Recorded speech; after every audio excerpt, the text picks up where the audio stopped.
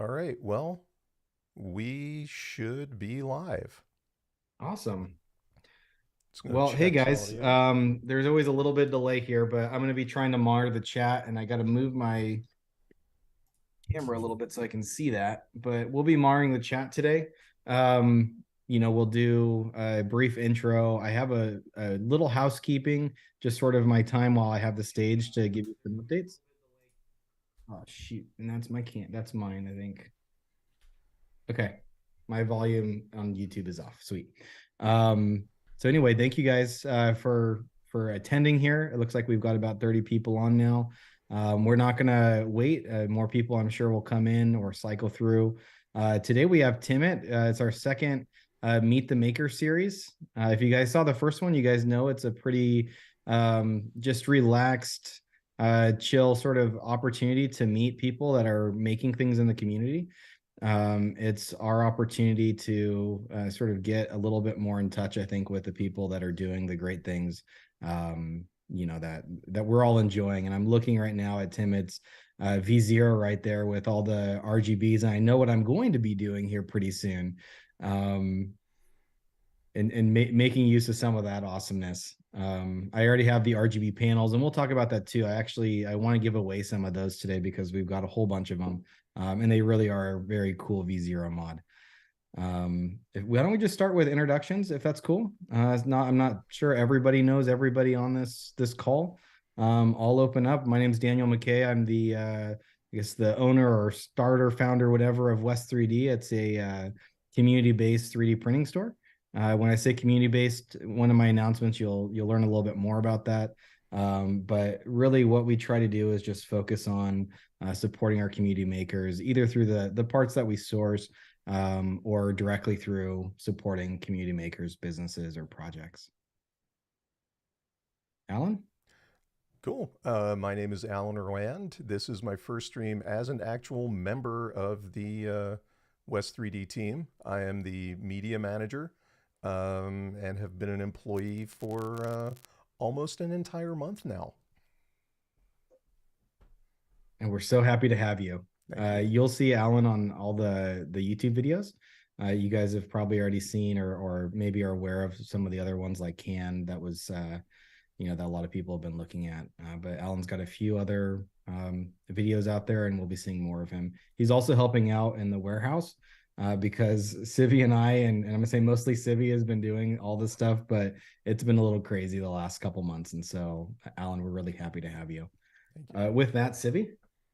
Yeah, so I'm Civi. I'm sure y'all have seen me around in the Discord if you hang out in there. But I'm the relationship manager officially. I basically just help sorry, Dan run the business. I think sort of just generally at this point. So I do a lot of order packing, and obviously Alan's been helping out a lot with that because y'all have been keeping us very busy the last month or so. So yeah, just hanging out basically. All right, Timmit. Okay. Hope all you can hear me. My name is Timothy Abraham, Mr. Dr. Professor Patrick. I've been part of the Voron Design family group crew for basically almost the entire project. I have serial number 8. Wow. I've been with the group since Max first posted on the 3D printing subreddit, that then became our subreddit, that then became Slack, that became Discord, that became another sub. It's been an incredible journey. Mechanical engineer by trade. I like to tinker with a lot of different aspects of this hobby, and this has been great. Able to work on hardware, software, electrical, mechanical.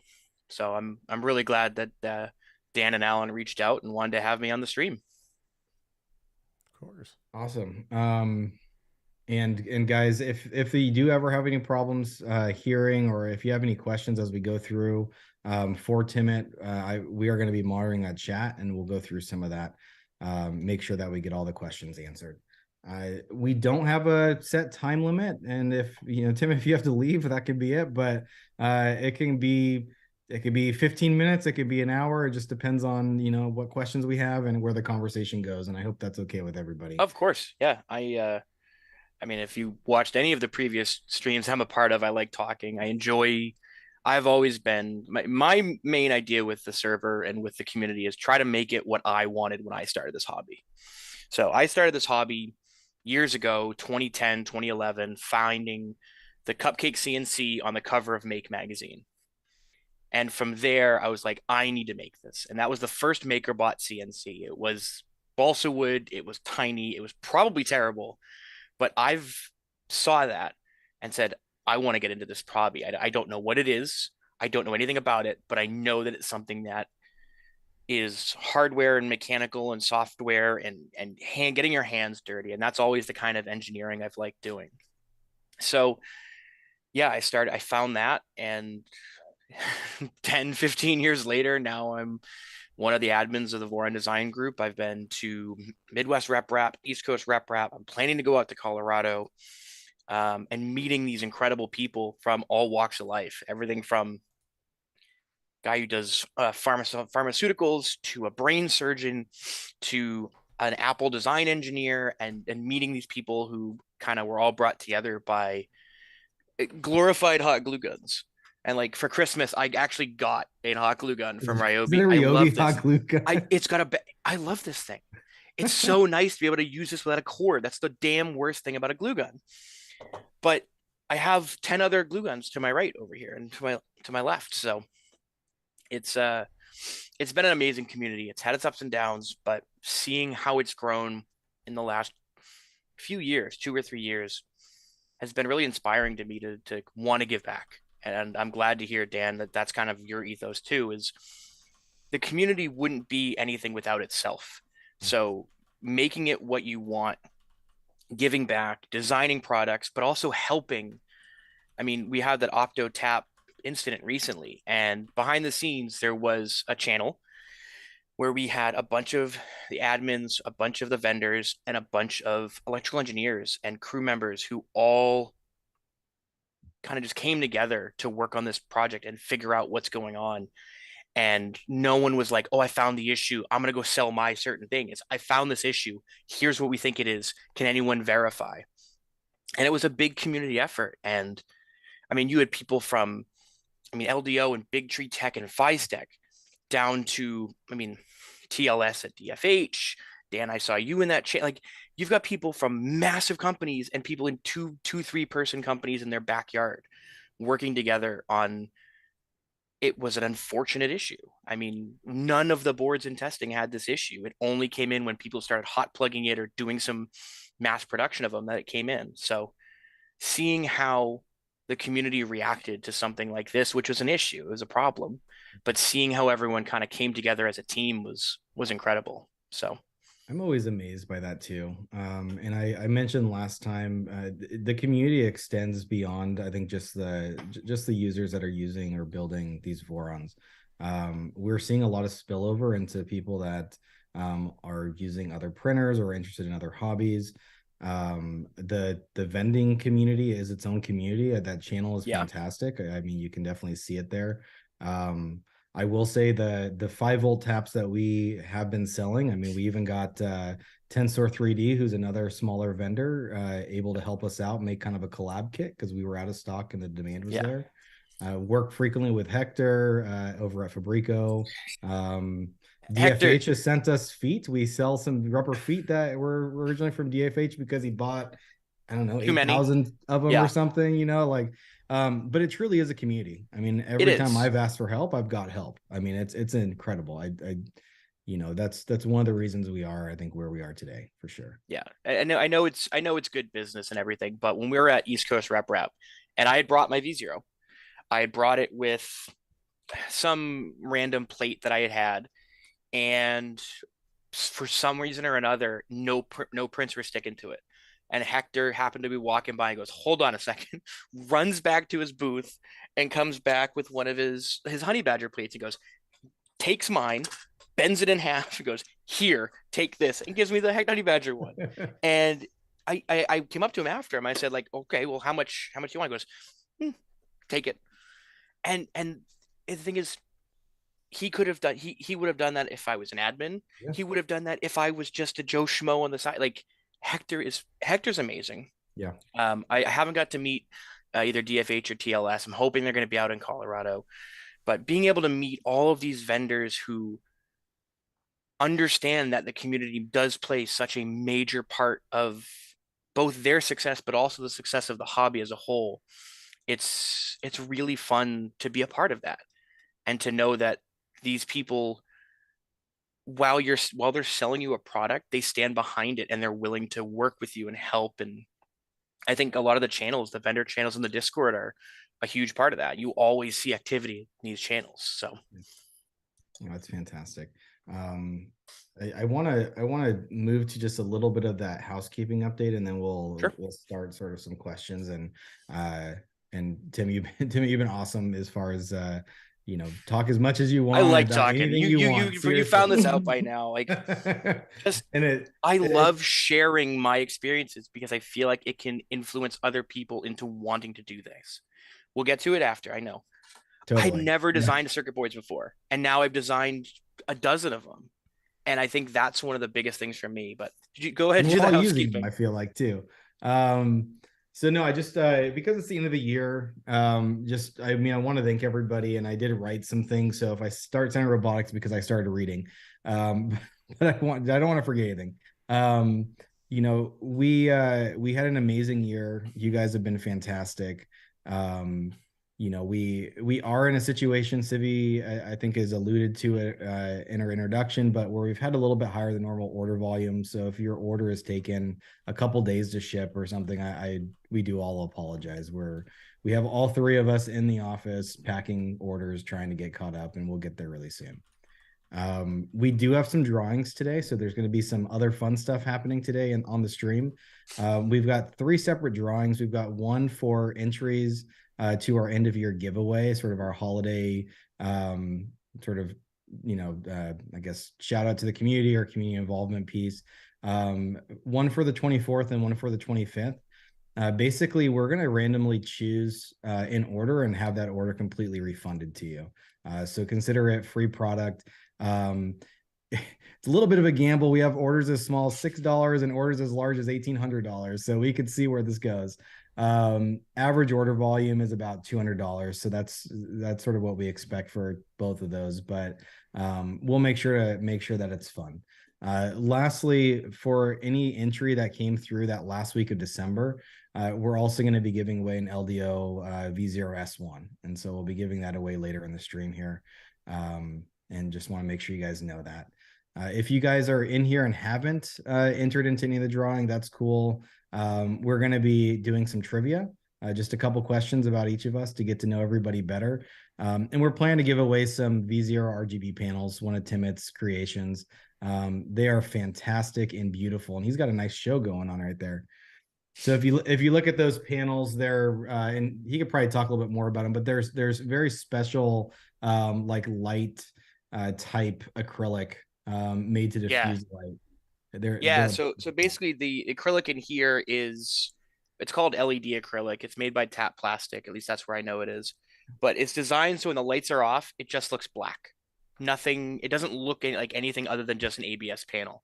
But the moment you throw some LEDs behind it, it's got some really nice diffusion. So the side panels themselves, these are the PCB. So 16 RGB LEDs on it. And you can wire them in series, so it's total of 32, or you can wire them in parallel and have them. That's what I have them here. I have them just mirroring, so anything on the left is mirrored on the right. It makes for some fun effects, but being able to, with some quick macros, jump to any color you want for the entire printer is pretty cool. See, I've been delaying my serial video because I'm trying to do something cool with those panels. I've got it to flash. I think I can get V01 on the side, and trying to get some synchronized parts with my print. It's a little bit challenging, but it's really beautiful.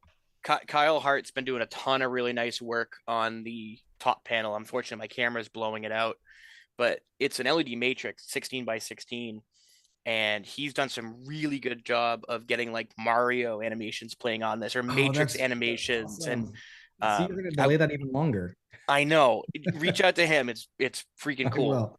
But I was showing you guys earlier, I have a little micro switch here. So when the covers close, it actually goes full RGB. but that was too bright. So I made it so when I lift up the cover, it just goes white, so it doesn't blind me. But it's, yeah, I mean, I guess I'm kind of known for RGB now. But it's to me, it's a really fun way of adding some interactability to your printer and being able to, at a glance, see what's going on. I mean, on this V0 here, I've got the toolhead LED, I've got the Kirigami bed LED, side panels, I've got some skirt lights. They're not running right now. It's too low to see it. And then the top pad.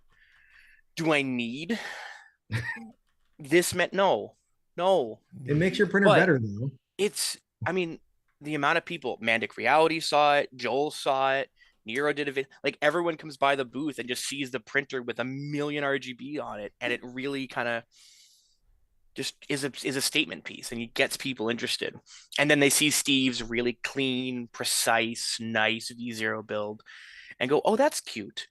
So, and they're probably going to see my raggedy one. hey, I mean, at Midwest, we got to help some guys. Some, and was it KB3D? We helped one of them build a V0 live at Midwest. It was awesome. We got to chat with them and show off their stuff, and they got some signed panels and whatnot. So it's a ton of fun. It's always fun seeing stuff like this. This was, and I this was a 1 a.m. I wonder if I could, and 3 a.m. I just bought from JLC PCB. So I designed the boards in one night. I said, I hope it works. Bought them, and sure enough, it did. So, oh, that's awesome. And first go, have no other revisions to it? There's been one respin since, and that was just because at 1 a.m.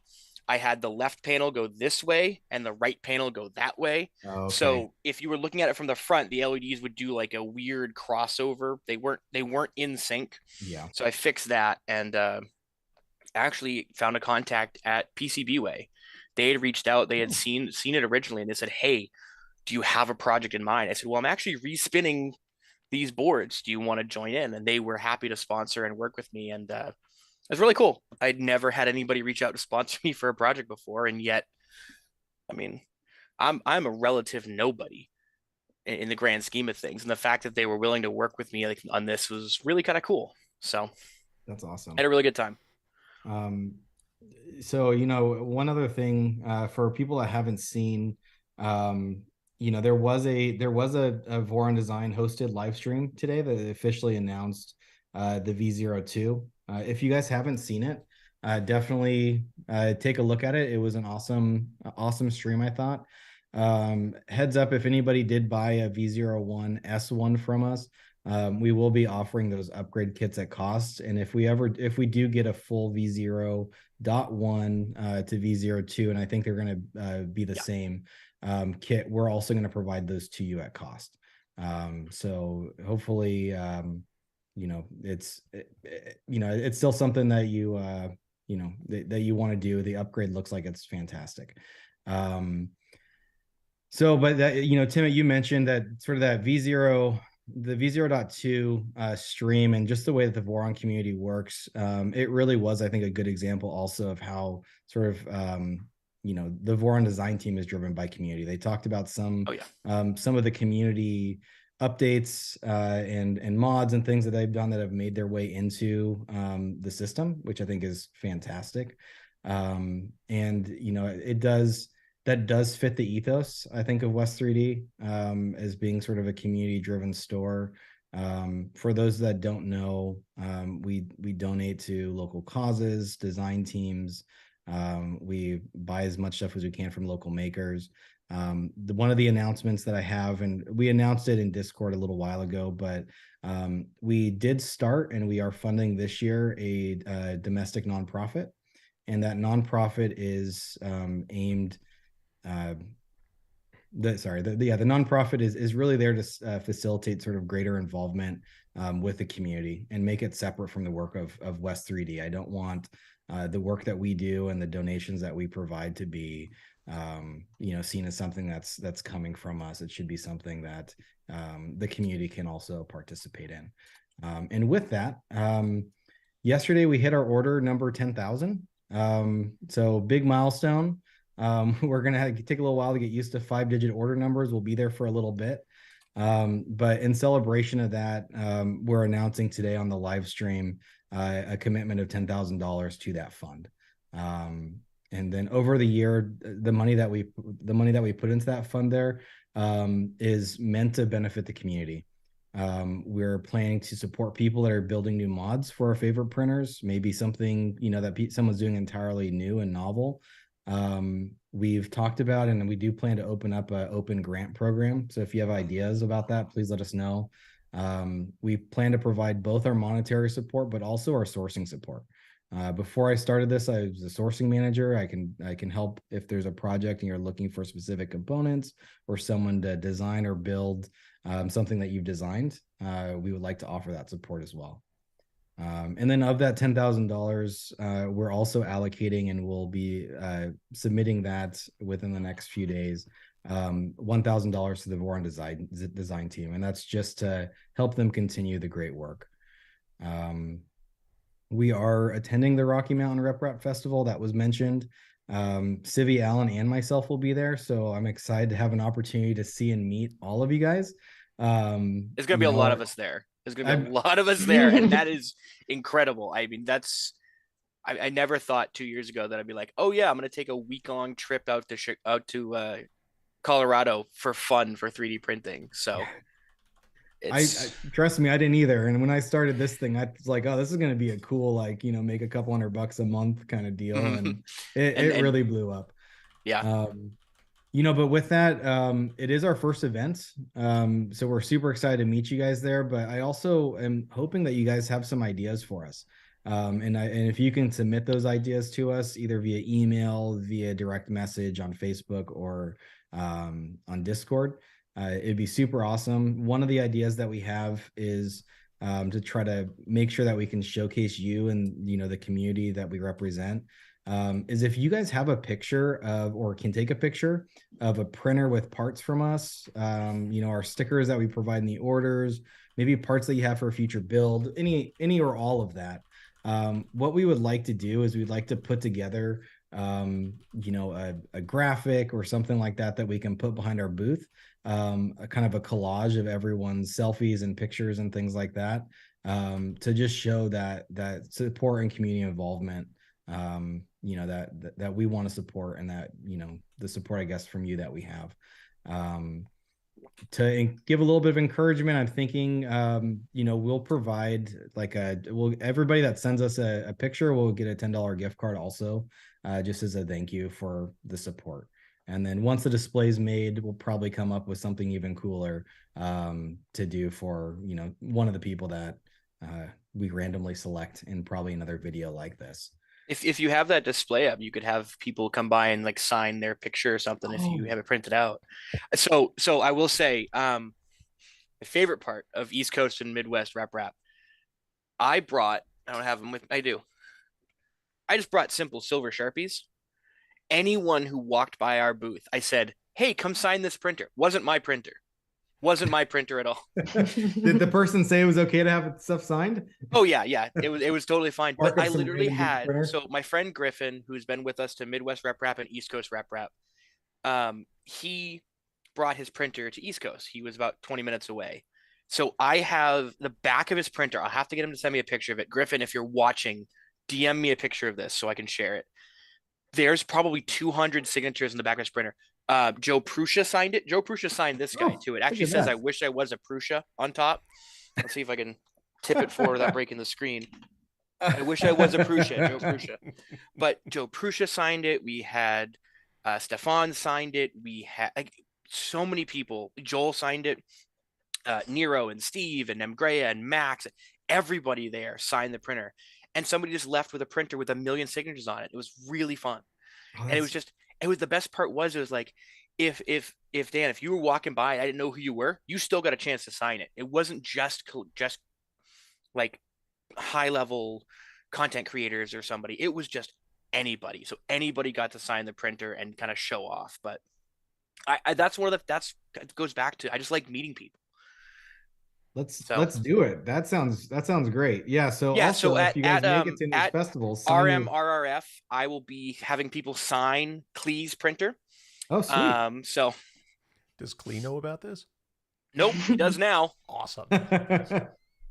No, but I mean it's a ton of fun to see people who, and a lot of those people too didn't know what we were. They thought we were a company because we have Oh nice yeah, totally. tablecloths, and then we introduced, no, we're just a bunch of hobbyists who like doing this. And they took business cards, and I've gotten reached out by three or four people who we met at these conventions who said, "Hey, some person from your group just had me sign a printer. Can I get more information?"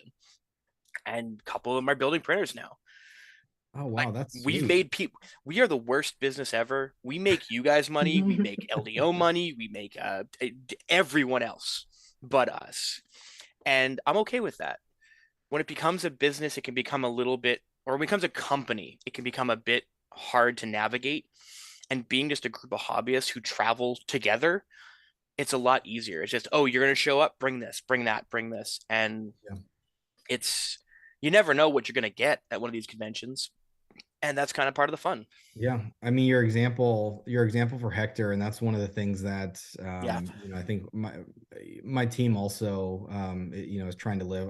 I've worked for companies that are companies, right? And you're Yeah. making decisions sort of what's going to be best for your bottom line rather than what's the right That's thing all it to do. is. Yeah. And I mean, I will say the businesses that you are supporting, like us, the team, I think all of us are more on the or focusing on the what's the right decision. And you saw it Yeah. with the tap, Yeah. and those kinds of things, right? It's not about money. There's something a little bit larger to it. It's It's about making it so everyone can enjoy this. I'm looking at chat right now. Sorry, Alan. I no, know you're that's your good. job. You're But good. Morat just says, "Oh, hey, I signed that one too." So we got somebody in your Oh. chat who signed the printer at East Coast Rep Rap. So, I mean, it's such a tight knit community, but also you pull people in. I mean, and like you said before, with the V02 announcement today in video, Maverick, Rastelin, Kylie's, uh, who, so many of these collaborators have been invaluable because they bring things that you don't think about. Once you've been designing for a bit, you can I mean, I'm a mechanical engineer by trade, so I kind of get into that rut of design it like this, design it like this, design it like this. And sometimes it takes a little bit for you to get something like, wait a minute, hold on a sec, take a step back, think of it a different way. And I don't know if they mentioned this, and I'm hoping Nemgray is not going to be mad at me. The manual that was built today, that was built in Google Slides. They He said did that. mention it. Okay, good. Whew. So we've been using Adobe InDesign for the longest time, and that's been incredible. Dunar has done a fantastic job with the manuals, and that's the only problem with that is that's a paid software, and it's not reasonable to say, okay, everyone needs to go, or we need to have four people go out and get a license for this software to run the manual.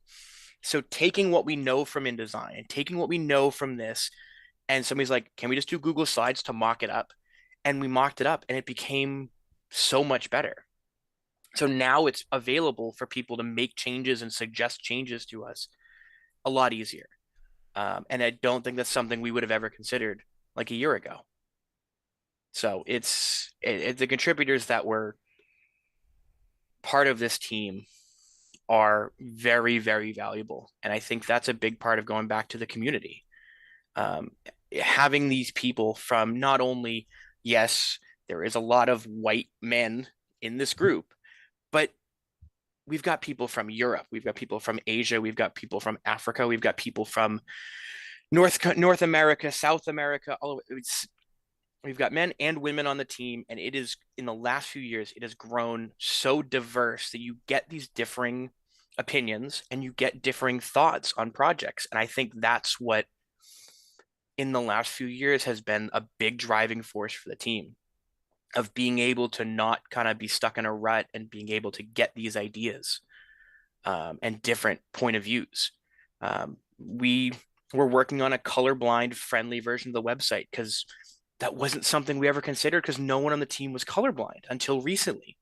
And someone's like, "Oh, can we get a red green colorblind version of the page?" And we're like, "Yeah, of course." Like, why did we not? Because we wasn't something that we thought of. And now we've got a redesign of the site coming up that'll hopefully add a little colorblind check that switches the Dreckle theme. And it's a simple idea, but it's something that we wouldn't have thought about if no one reached out.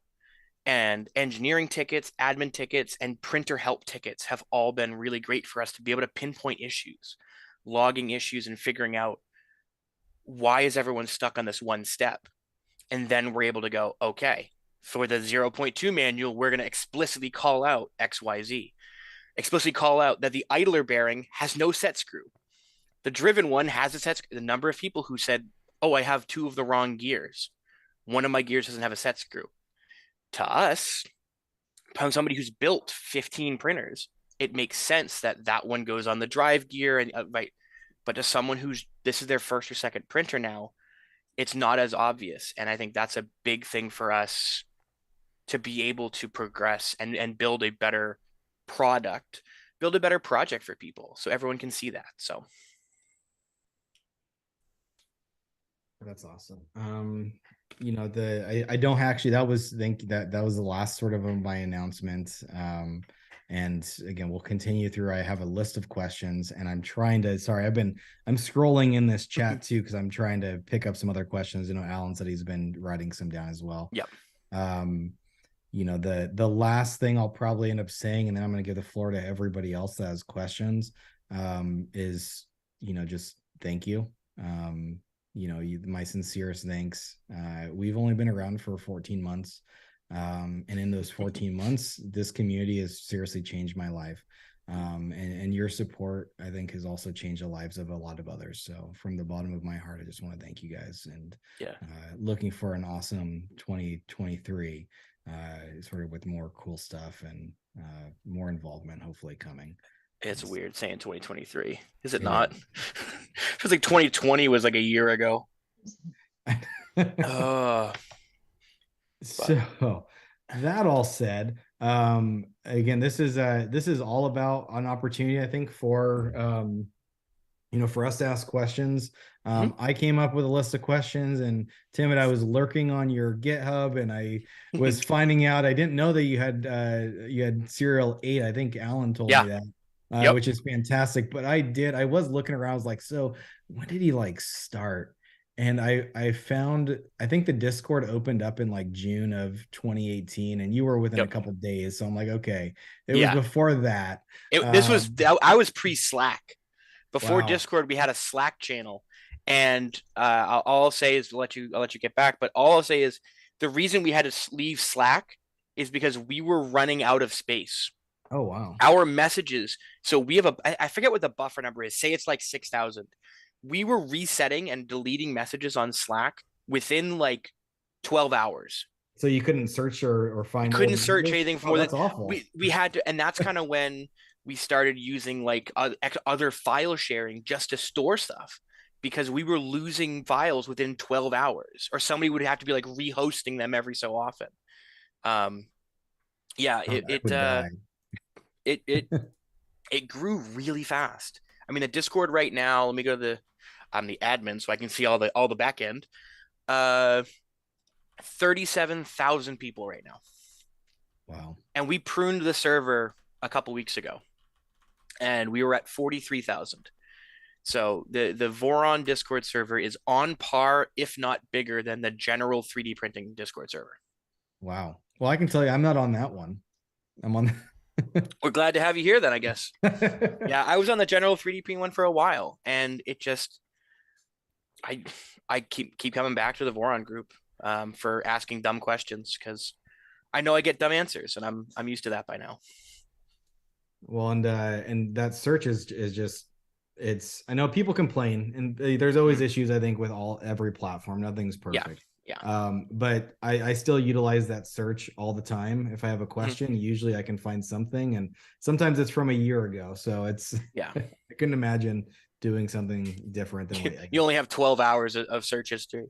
Yeah, but no, right? I mean, the Discord search does get a bad rep. It's not great, and there are definitely things I wish it would allow you to do, like put wildcards and stuff like that. But being able to go Control F if you're in a channel. This is Discord 101. If you're in a channel and you want to find something in that channel, hit Control F. That'll jump your cursor all the way to the top corner, and it'll say in so-and-so in Voron 2 questions. Then you can just type it automatically. Yep. If you do Control F in a channel, it'll automatically pre-populate asking you from that channel. And then you just can add keyword in Voron 2 question octopus and hit enter. And somebody will say, or octopus flashing, and somebody will say, you'll scroll down and be like, oh, did you change this? And you're like, oh, that's the question I want. Click on it. It definitely can get a little finicky. You're like, why is it telling me this random other question or query or something? But for most things, or it has image, has file, between dates, before dates, after dates, like it's very powerful. It's just knowing how to use it. I find it similar to Excel. Excel is extremely powerful, but you have to know how to do all the nuances to get it to work right. And I think that's one of the big stepping stones for Discord search as a whole. So yeah, and I know in another PSA there is a new forum that was launched a month or so ago, and it has gotten some traction. I think. I mean, Discord. It seems like that's where sort of the volume continues to be, and certainly it's a different medium. But if you're more comfortable with that, there is sort of unofficial Facebook group, and Timmit, you're one of the admins on that as well. You're everywhere. But there's Reddit. I mean, there's the Voron's everywhere, and there's an active community everywhere, I feel like. Yeah, and I think that's one of the fun things, I guess you could say. I mean, so I gotta say, 120DB has done an amazing job with the forum, getting that together. And that's been something that we've, as a group, have been hemming and hawing about for a long time because it's just another platform to manage. But I think once we found this hosting platform and this kind of ethos for the forum, it made sense. And especially like I'm doing a build over here of a V2.4 R2 with an orange frame and a space gray frame together. So it's gonna have a space gray gantry inside of an orange outside frame, black and green parts, but I'm doing a build log for it. And Discord doesn't really do a great job of doing a build log for that without doing a forum channel or whatnot. I'm gonna throw that on the forum when it's done. Oh, do the build I'm gonna log? work on a build log on there. I think that's a great way to have a permanent repository of your build, but also have people easily able to ask questions or just poke around and see a bunch of pictures. So yeah, no, yeah, totally. it's a really good tool, and I'm glad to see it. That's awesome. Yeah, no, I need to get better at getting on it, but I have followed the build logs. They're fantastic. And it is really nice to be able to, and similar to Reddit, but like being able to see a question and find it and pull that up. Discord, everything just kind of, depending on what channel you are, in 10 minutes, you can't find it anymore. Yeah. Discord, I think, Alan, you're probably old enough to remember IRC. I remember IRC. Okay. I didn't want to judge. I didn't want to. I'm old enough. But Sibby has no idea what we're talking about. No. But yeah, Discord kind of reminds me of IRC, where if you weren't there when the message was sent, gone. Mm-hmm. I think Discord's a bit better with the search and pin, and we utilize the pinned comments feature all the time. We don't clean them out as often as we should. We've got some really old stuff in there, but it's getting better. And I think the forum can only add to the ability for us to store. And I think honestly, the docs website, docs.vorondesign.com, that was put together a few years ago. And that has been one of the best things, being able to put all of the setup and information without having to be in the manual. Because at that time we were wondering, do we put the flashing instructions in our manual? And we're like, no, this is a mechanical build manual. We cannot have that there. Well, where do we put it?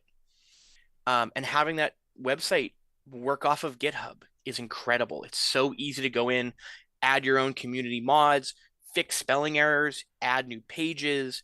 And I think that's been a huge benefit to the community as well, of being able to have, here's the manual, you finished your build, click this button, go to the docs website. You flashed your build. Now, if you have any questions, you can come to the Discord, you can go to GitHub, you can go to the forum, whatever you're most comfortable with.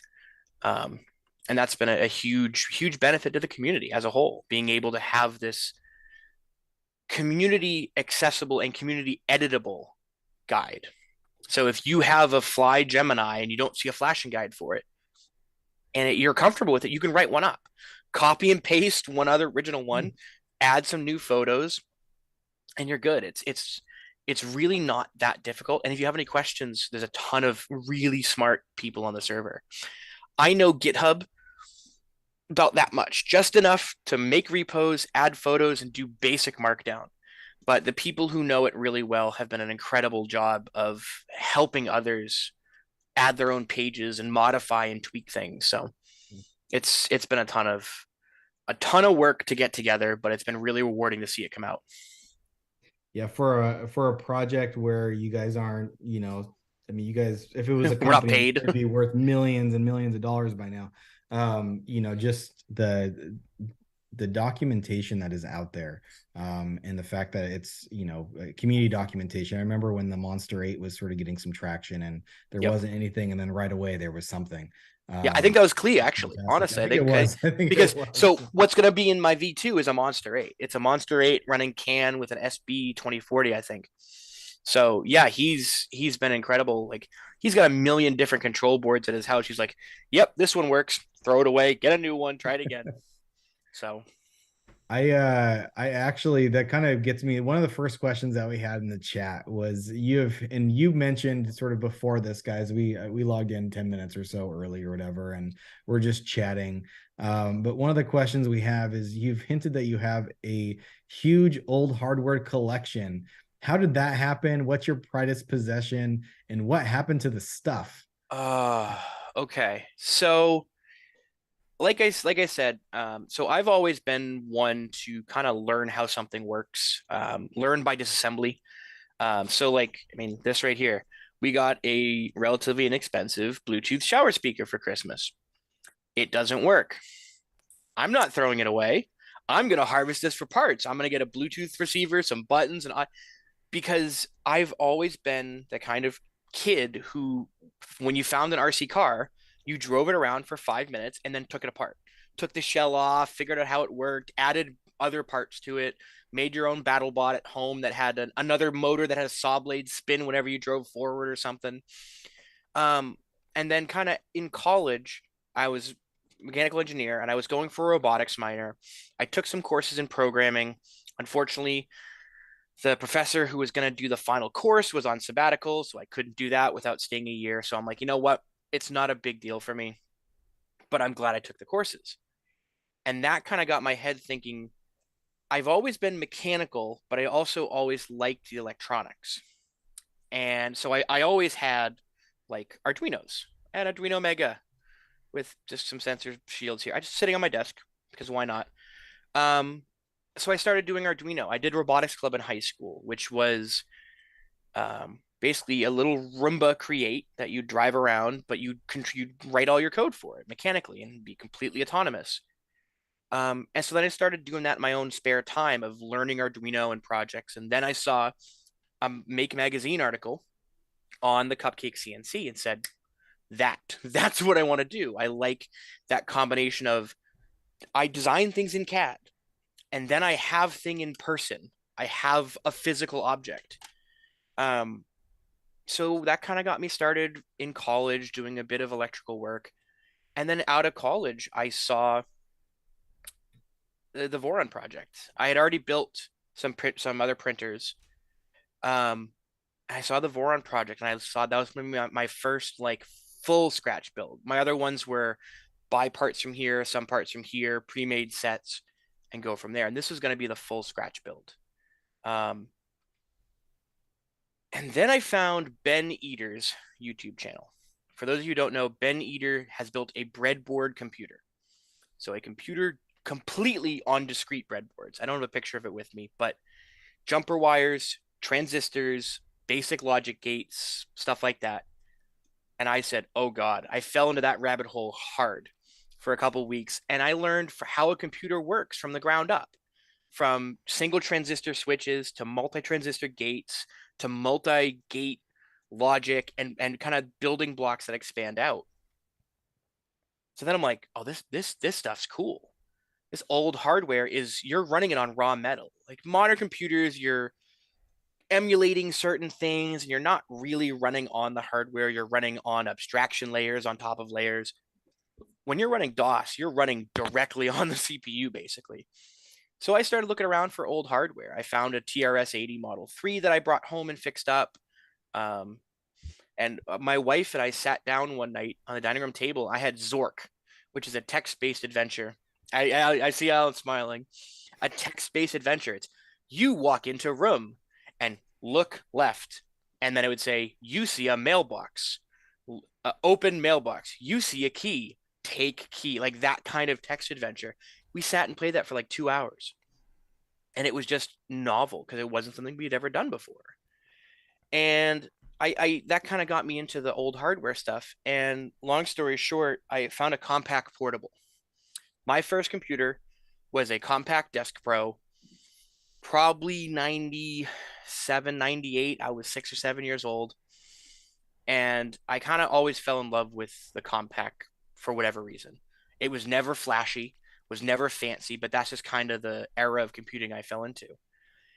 So when a compact portable one, that was like the first luggable computer came up, I'm like, I want it. So I got it from the guy. It was beat up, it was missing panels. And over the last 3 or 4 years, I've spent fixing it up and getting it running. And I have to say, that's probably my prized possession right now of old hardware. It is an old luggable computer from 1983 that weighs 40 pounds, is a crappy computer by all means, but it's mine. Are if not bigger. And I am able to actually have it. I have it sitting on my desk over here. I can plug it into my network and go onto Twitch and join Twitch chat on my 1980s computer, and then have the video go onto my 1990 something Commodore monitor, and just have a full retro experience of just playing with retro hardware. And it's nothing fancy. It's not like a rare limited edition computer, but it was the first one that I fixed from the ground up, replaced parts on, cleaned, completely decapped and recapped, and like all of that work put into it, and it works.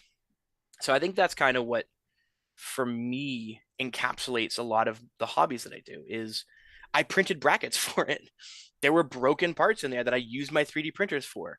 I used my knowledge of Linux, because Linux and DOS, they're similar. They're not the same. I'm going to get yelled at for saying that. They're not the same. But they do share a common ancestor in which they're very similar syntactically on how they talk. I was able to use my DOS experience or Linux experience from the Voron Clipper, being able to work with that. I used my electronics experience I had done with experience to repair it. So it kind of was the culmination of all of my little hobbies that became one project. And it's got its nice leather case that I found online as well. Somebody didn't know they had it. And then I saw it in the background of a picture. I'm like, hey, is that a computer case? And he goes, I don't know, it just says compact on it. I'm like, I'll give you $60 for it. He goes, okay. So he mailed it to me. This guy in California didn't know anything about it. It's pristine. So it's the epitome for me of being able to use your skills that you don't think would all mesh in one project. And yeah, I can share some photos in your channel after the stream too. It's a really fun machine. Cool. Yeah, let's see if I could probably find some right now and drop them in the channel now. Yeah, But when you said you were, I got 1998, and being 7 or 8, I was trying to do the math in my head, and 93. Okay. So I'm early 93. Yeah, I'm feeling old now. But let's see. Compact portable one, a Google Photos album. Oh God. I'm looking at when I first got it. It was so yellow. So actually, that's another thing I did too. I retrobrite, which is like old computers get that yellowing. Yeah. You soak it in a mix of hydrogen peroxide and water. Hydrogen peroxide normally is in like hair cream, so you can get that. It's relatively dilute, and you put it out in the sun, and the keys went from being like gum yellow to a bright white, and it's incredible. Yeah, actually, here we go. Here's a good picture of the before and after. I'll see if I can share it over. But yeah, it's like I said, it's not a fancy computer by any stretch of the imagination. It's nothing crazy impressive, but just the fact that it's mine. I brought it back from the dead, and now it's got a network card in it. It's got a compact flash drive for a hard drive, so I can boot all kinds of different softwares on it. I can connect it to my brand new modern desktop over here and still talk Fire and File Share. Windows 10 and DOS 3.6 still talk to each other. and it's the same kind of file transfer. So it's a lot of fun to work on these kind of projects too, because you get to learn so many new things. There we go. Daniel said they don't come that color. No, they I have definitely so don't. many. Yeah. Oh, but I know exactly what we're talking about. So many. My mom doesn't throw anything away, so in her garage we have old monitors and stuff like that, and nothing from the 80s. I think our first computer was in like 95 or something, but they're all yellow. I mean, I think my wife is watching right now, so I can't say too much about what I have, but I've got a good amount of stuff in the garage, and I mean, we have a healthy understanding. She's a farmer. We have a bunch of beautiful plants all around our apartment, and they're surrounded by ugly as hell beige boxes and computers. But she does a good job of hiding them with the pretty plants hanging from the ceiling. So, but yeah, I just dropped 2 photos in your channel in the Discord if you want to take a look. But oh yeah, I yeah, mean, I've Yeah, always looks liked the rad. compact kind of computers, and I've got a compact 1, 2, and 3, bunch of other kind of hardware. Like I said, I've got a Commodore monitor sitting right above me, and it's a tube. So I don't know if you ever remember when you turn on the tube TV, you get that like high pitched whine, yeah. and it's so weird, but like that brings back memories of me, of like me Nostalgia. and my brothers sneaking out to our laundry room to watch wrestling on a little like 13-inch TV on like Monday night. Like Monday night SmackDown was on at 8:30. We'd run out and turn on the TV and hear the buzzing. And yeah, it's really fun. It's fun to play with, and it's it's really bringing you back down to that kind of raw hardware. It's similar to 3D printing where you're running it right on the hardware. There's no fancy. I mean, now it's getting a bit fancier, but you're running it right on raw motors, raw sensors, stuff like that. So That's awesome. With the briefcase and the handle and like Mhm. the It's a luggable. It's a sewing machine. It is it, about the it size of actually a sewing looks machine. it looks like in the movies like in the 90s or something, if they were doing like the nuclear codes or whatever, they were carrying a computer like in a briefcase that they could open up. It seems like it could be something like that. Like they're yeah, Yeah. it looks awesome. I mean, I love the marketing material for this computer. Had you bringing it on an airplane, you don't know how tempted I am to just when I'm flying to Rocky Mountain Rep Rap, just bring my compact portable Someone would on and just tackle go you. thunk. Someone would tackle you. They'd be like, "There's Oh someone's doing something they're not supposed to." even if you're not doing something you're supposed to, if you're doing something stupid, don't do it. But no, it's a beast of a machine. It But looks like it you would was play a mean game of Snake too. The green yeah, there. no, that was just me testing the keyboard. But Okay.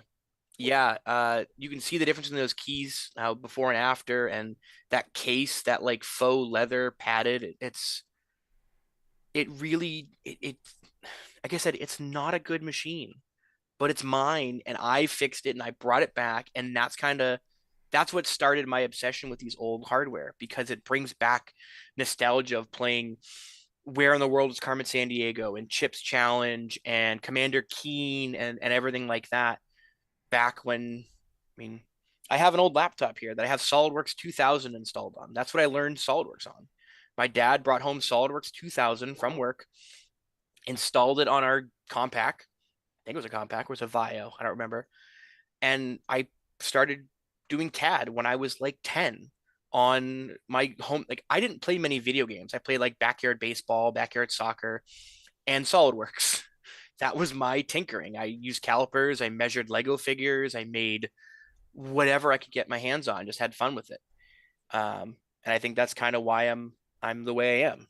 Little odd and eccentric, but I like it. I'm happy with it. I think we all love you for it though. Good. I guess I'm curious because I mean we know you from the Voron community, and I mean you're Mhm. definitely super active, and you're keeping people out of trouble on Facebook. We were talking about before, and offering super great support sort of everywhere you're around. But what else do you do? I mean, I'm sure you do Yeah. something to make money too. Yeah. So, like I said, I'm a mechanical engineer. I work actually out for a motion systems company right now, and we do a lot of linear motor stages, so XY stages, scanning systems. A lot of the stages that we develop actually go into medical devices. A lot of those are cancer diagnosis machines, cell therapy machines, veterinary or back of office medical device systems. Um, so it's really cool to see the devices that I work on day to day go into treating cancer, curing COVID. During COVID, we actually had a major spike, maybe not the right word, major increase in the amount of orders we had because people were, hey, we need machines to try to do COVID vaccine synthesis or COVID vaccine um, determinations. And it was it was a hard time for the company because the company was kind of ramping down because they didn't want people in the office, and then we're getting orders that are ramping up.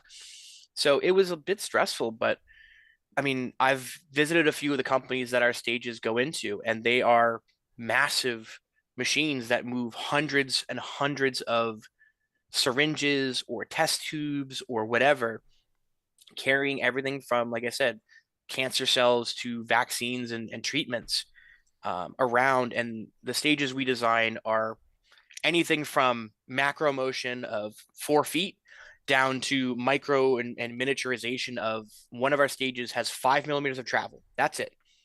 But it holds a camera lens and it can move that with like sub nanometer precision for focusing because you're focusing on a cancer cell. The way that the stage works is it's able to focus on two cancer cells, one on top of the other, and you can pick which one you want to take a picture of. So it's incredible, some of these machines. And it's really, honestly, for me, my father passed away from cancer in 2002. So for me being able to kind of give back, I feel a little bit, or work in a field that I feel I can make a difference is really humbling. Um, and it feels weird. I like my job. I love what my job allows me to do.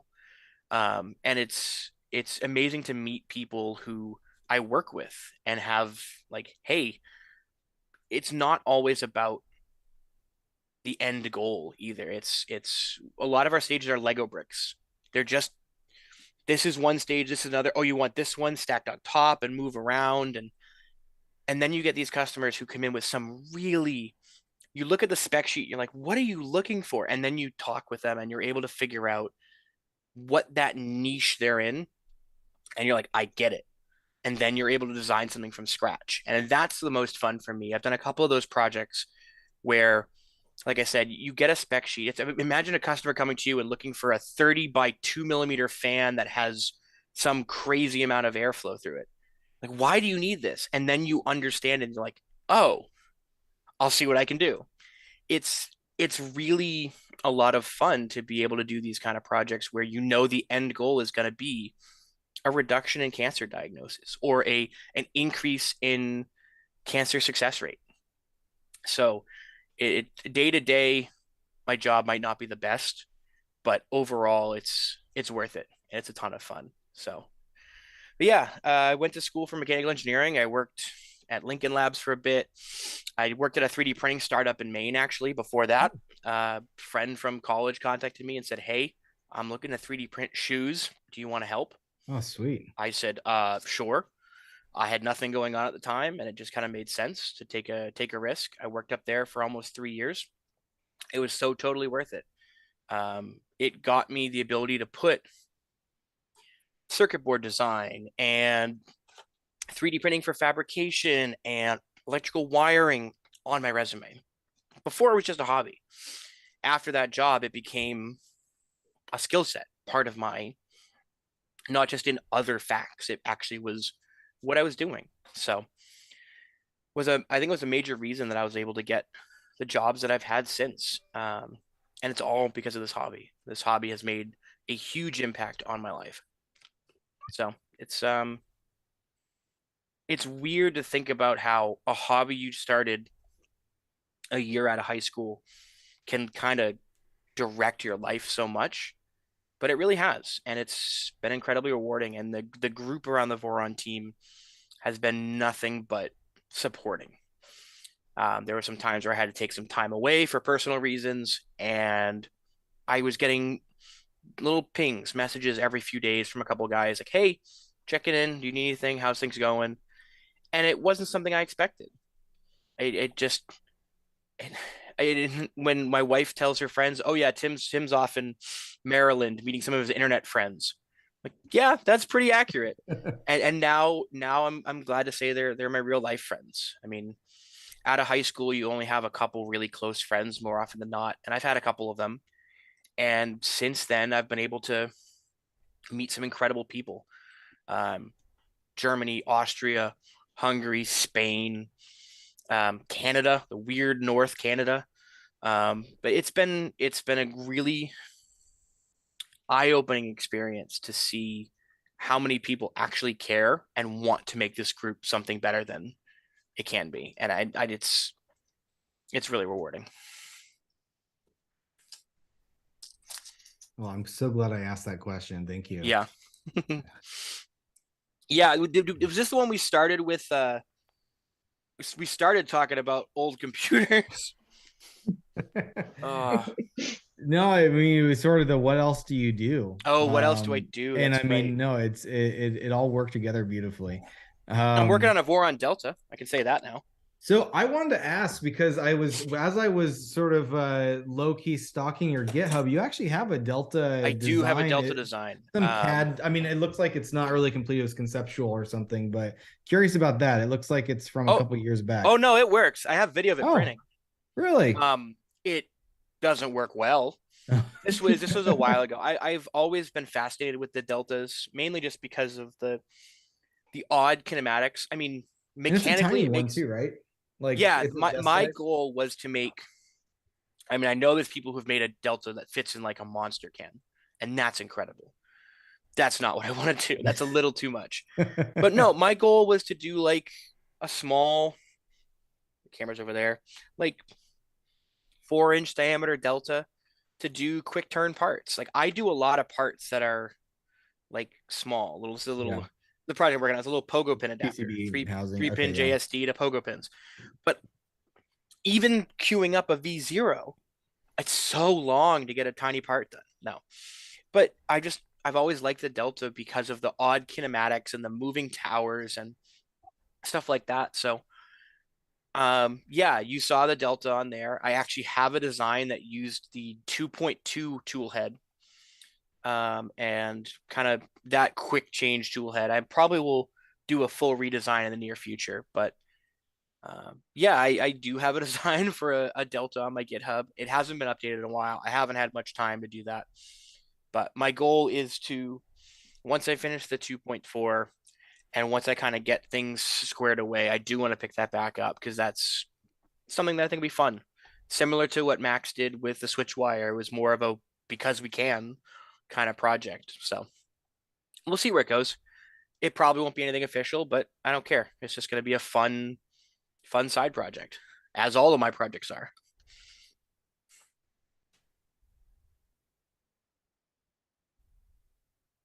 Dan, I think you're muted. So I don't know if you heard of my 2-year-old that was outside the door out here just having a great time because she knows she's not supposed to. Oh, so yeah. I muted myself to save all you guys from her evil. All good. I saw you went red. I wanted to make sure you knew. No, I was just Jacob asked a question here, and it's something that I think was also asked last live stream. So I feel like we should cover it just because it seems like something that people are generally curious about. And you can talk about maybe some of the organic nature of the Voron design group and sort of how you guys do things. But the question was sort of how are mods considered for main build spec? Yeah. So a lot of what. So I'm guessing they mentioned something like clicky or sideswipe or something. And that's a question we get asked all the time is, will clicky be in 2.5? I'm not going to tell you. I don't know.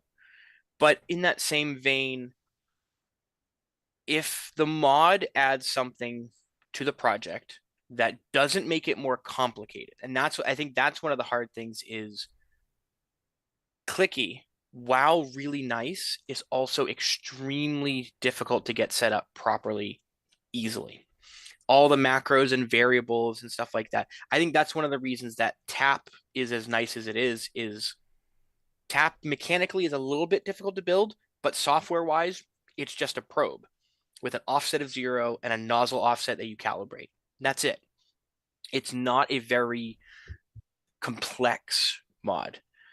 But as for other mods, when they become spec, I mean, V0 display is now part of 0.2. There's a couple different variants of that. There's the simple one that Hart built. There's the full one that I designed. But as for how are mods considered for main build spec, that's a really good question. I think it just kind of boils down to the simplicity of the mod, the ease of use, and more or less just how does it fit into the design ethos? And does it make sense to become spec, or is it better as a mod? Like Kyle Hart has designed the pin mod, which replaces a lot of bearings and bolts with pins. Now, that's great. That's an awesome mod to do. That being said, I had no slight at Kyle at all. We do not know if there's any major benefit to doing that. If it was a night and day difference, it probably would become spec. However, anything spec also has to be globally sourceable and easily sourceable. So if we go and end up using a single source nut or actuator or whatever, that kind of defeats the purpose of the design ethos as well, of having everything globally sourceable. And I think that's another benefit of the Voron project too. Again, no slight against VZBot or RatRig or anything, but when you can only buy their CNC part kits from 2 people and they're both in Indiana, that doesn't make it easy when you're trying to build one in Canada or India or Taiwan. So when we pick parts, they may not be the creme de la creme, top of the line, but they are good enough that we've run hundreds of thousands of hours on them collectively without any issues. And you can get them from AliExpress or your local suppliers or whatever. It's kind of similar to like the SSRs for the bed. We try to pick a part that you can buy on DigiKey, Mauser, Newark, Arrow, anywhere in the world and get the right part. If we sourced a single part from an Amazon listing and then that Amazon listing disappears or changes, it's very difficult. And that was kind of something we fell into with the V0 power inlet. That inlet became unavailable, but it became available on Amazon. And a lot of those were very poor clones. And there was issues with people's printers melting. So yeah, it's hard. It's hard to find a lot of the sourcing things. And that's a major part for 0.2 was switching back to the 3010 fans. They're so easy to find. A 3010, 512, 24-volt fans are simple. And the only reason we went 37 was space. And somehow NEM found the space in 0.2. And I know it's probably discussed in length during their build, but this mini stealth burner is miles easier to build than mini afterburner. It's these 2 bolts. I don't know if you'll be able to see it, but careful. These 2 bolts and the hot end drops out. That's it. If you have a jam, no more having to like wiggle parts to get them out, or it's 2 bolts and the entire hot end drops straight out. It's incredibly, incredibly nice. I did see Nick in chat saying, except when you release a new project and the Voron hug makes the parts hard to find. We realized that was an issue with the tap boards. And for those of you who are around for the original Voron 0 release, you can go to MakerBeam's website and look at their blog. They were nearly brought out of business because we killed them with 1515 extrusion purchases. Their Amazon listing was wiped out within an hour of release. and they posted a blog like, what the heck is going on? I guess these people are building something called a Voron. And there's like 8 posts about like them coming back online after we took them out. And it's after that, that's when we're like, okay, maybe we should contact them beforehand and just let them know. Let them know that they're going to get hammered with orders for stuff. The same thing happened, like we said, with Tap. When that opto sensor, there was 6,000 on DigiKey that were gone within an hour. And I mean, and we had given, for a little peek behind the curtain, we had given vendors like 2-week notice, I think it was, like, hey, At least. Tap's coming out, something's coming out, here's a bomb, here's a rough idea, just so you know. And then still, we put the video out, and within like a week, 6,000 were gone. We still have people buying PCBs, and even the ones that the 24 volt that were recalled, asking just to take the sensors off of them because I think they're still hard enough to find. It's incredible. It's crazy. Yeah. I know a lot of people were like, well, is the sensor still good? We're like, I don't know. Like, I'm going to take it off my board and just have it here as a gold, and the piece of gold, I'll be able to buy another printer with it later. But yeah, it's amazing how a group of, and I know I said 36,000 people earlier, even if it's 5,000 people mobilizing to buy 2 of something, like, you don't think it wipes it out. And apparently you guys like what we do, because you murdered some pretty big suppliers of parts. And we're having to find like 3rd and 4th and 5th source actuators and stuff like that. That's one of the things I do at work, is global supply chain, especially in COVID, is being able to see, okay, we buy this motor from Helix. This is the equivalent from Thompson. This is the equivalent from so-and-so.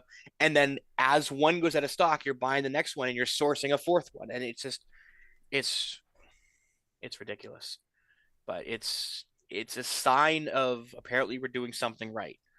And I kind of find that good. I know it was probably very stressful for Wapping to deal with the issue, but he has done a fantastic job of working with a bunch of the team and vendors and whatever to do good, both damage control, but also being open and saying, hey, this was an issue before, it's an issue now, we're going to own up to it, and we're going to figure this out.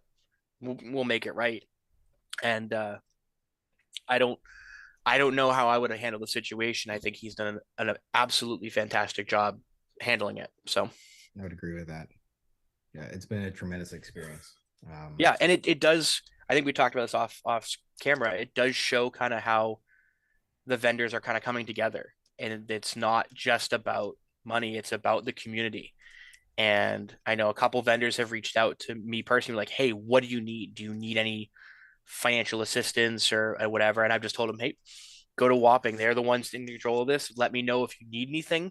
But yeah, it's been stressful. It's been a stressful start to the new year, but I'm hoping everything's able to kind of calm down and go from there. I would say in my experience, and I mean, we've had 3 or 4 recalls of products that we've just had issues with, and I can say every time the community is fantastic. They totally understand that this is something that is new. It's something that is it's tested, but I mean, it's not given to masses.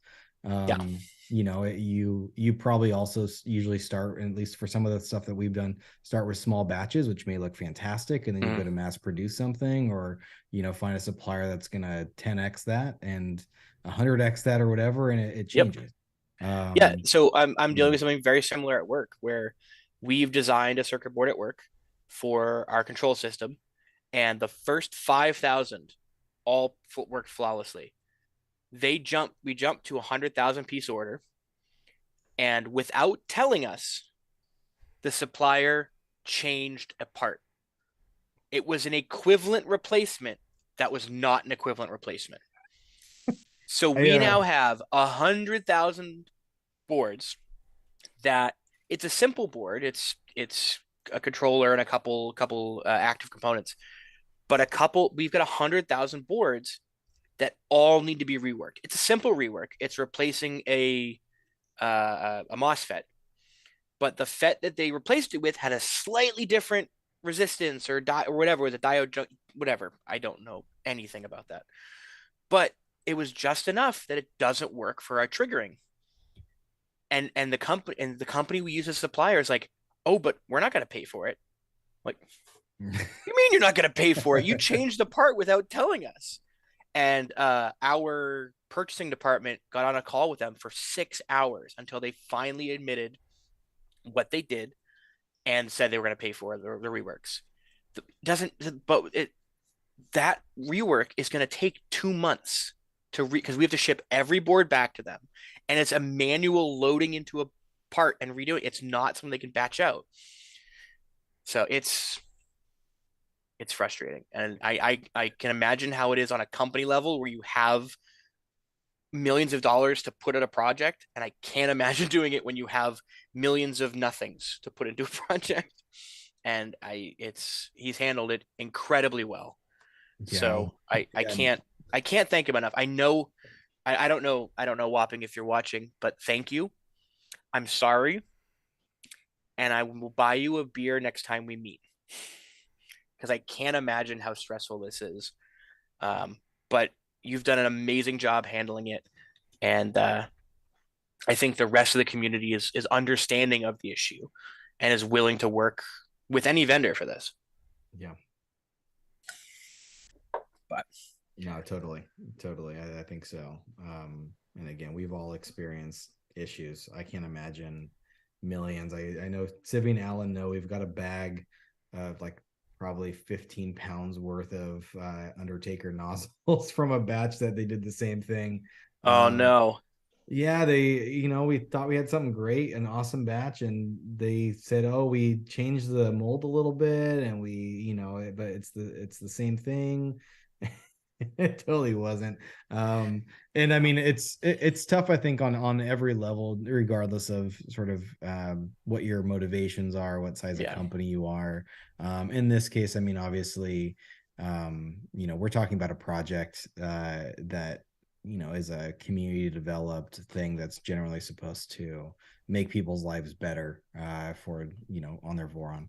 I think everybody understands that, and 80% of the people that we've talked to have been perfectly fine just swapping to a 5-volt PCB, and the other ones are saying, hey, I'm going to wait until you get another 24-volt. I mean, no one has said, oh, you guys suck, and what the hell, give me my I want a refund right away. Really? No, I mean, very, very few. I don't know how many we sold, 50 or so. I don't know. Actually, sorry, it's only 30. We did like an early batch of 24 volts, like 30.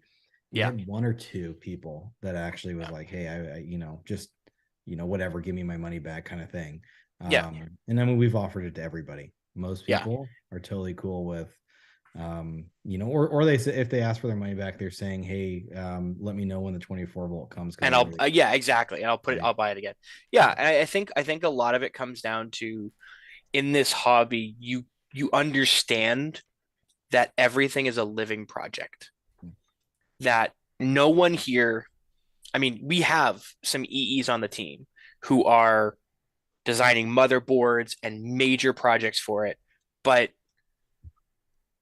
that's their day job. They're getting paid big bucks an hour for it, and that's the last thing they want to do when they come home from work. So that's where I come in. I'm a mechanical engineer. I design dumb boards that keep your fans from melting down, or the clipper expander, or stuff like that.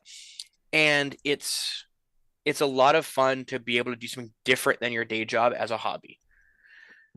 And I love my day job, but I also love the hobby because it lets me do different things. It lets me learn new skills. I had never done surface mount soldering 4 years ago, yet I've got a reflow oven right there, hot air reflow station, a SMD soldering. Like, I have these tools because I can do it now. And I think that's a major part of this project. And I think people realize that, the board had an issue. Okay, that's fine. I can run something. I've got an Inductive Pro. I've got Clicky. I've got whatever. They're not in this buying it as a final product from a certain vendor. Like, it's everybody's understanding of these issues, and I think that's a major point of it. When there's STL issues, that's another thing we run into a lot is, oh, we have an STL that's flipped in the repo, or it's a duplicate or something like that. People are like, hey, I just noticed this issue. Here's the fixed file. Like, they're willing to work with you to solve these issues. And that's not something you really get at my day job. Like, you'll get a company coming to us, hey, the stage doesn't work, fix it.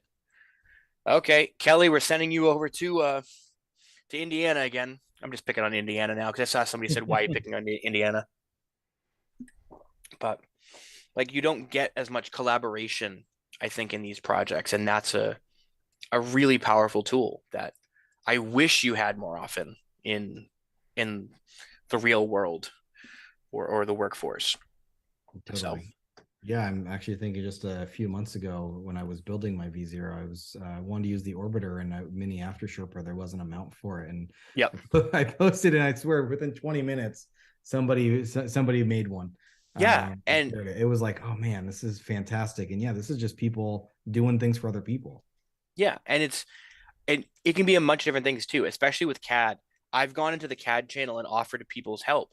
And I don't know if and a lot of the help tickets and stuff too, I always try to do the aspect of teach a man a fish, give a man a fish, feed him for a day, teach a man a fish, feed him for a life. I will purposely go into a channel. Somebody's got a product like, hey, for some reason my board's not working. And I'll just walk through it with them and not just be, here's your issue. I saw your issue, fix it. Because if you're able to have somebody critically think about a problem and learn what the signs are of it, they then go back and help other people.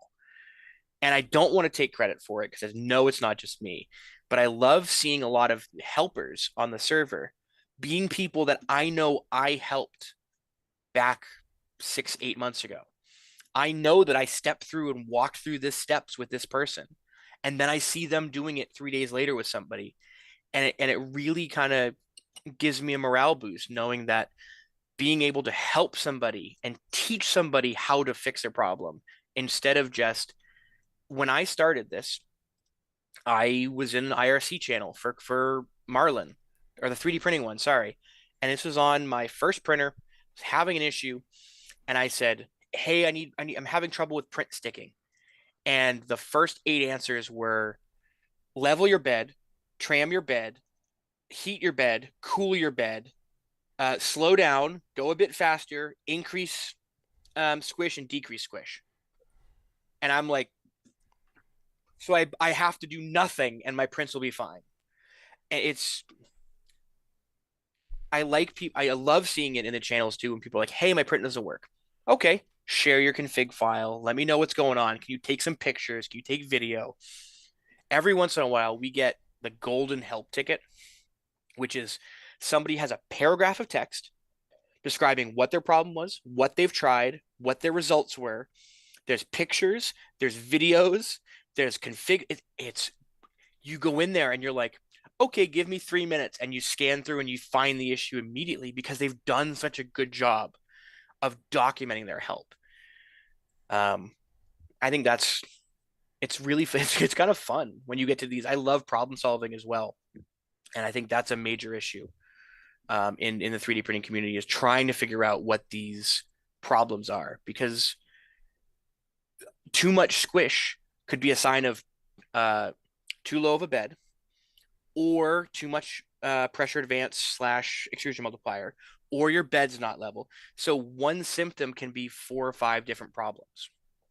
So being able to solve which problem is actually the culprit, it's a lot of fun. And I've come across plenty of problems. I'm by no means print it forward quality. Never have been. It's just not one of my goals. I get my printer like 98% tuned, and that's 100% for me. It's good enough. I don't care. It does what I need. That's a little flip out money clip wallet, and it works. I've printed the panels on my V0. I don't know if it's gonna. Can the camera see it? Yeah. There's a Voron logo in the panel. That's printed ABS. That's not like a vinyl decal.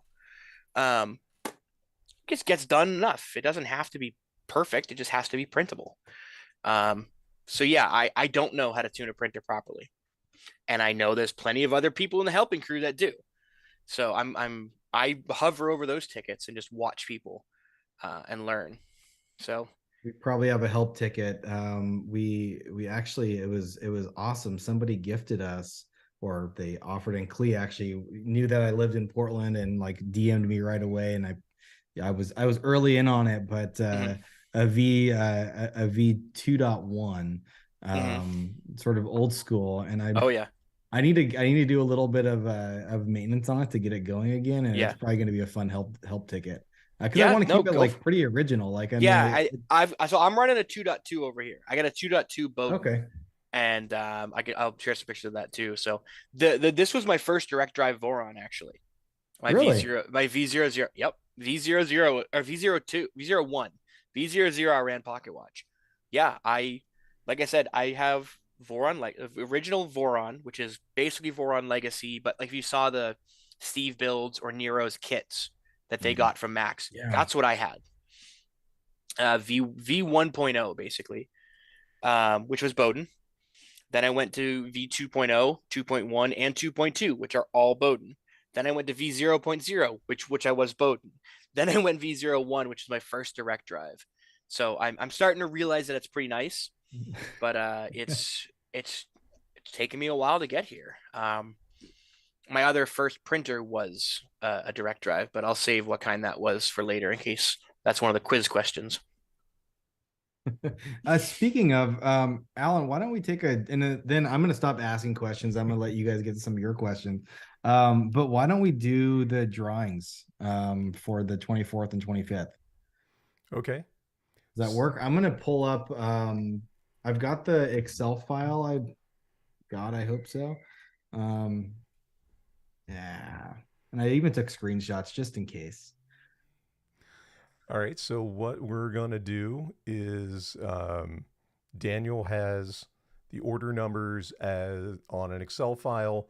So we'll be randomly picking the row of the Excel file that will tell us the order number.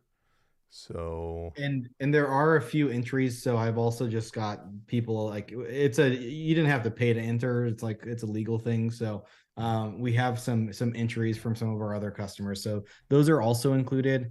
We mentioned it's a $50 gift card if you are someone did a free entry, but you have an opportunity to win also. So you're also on that list.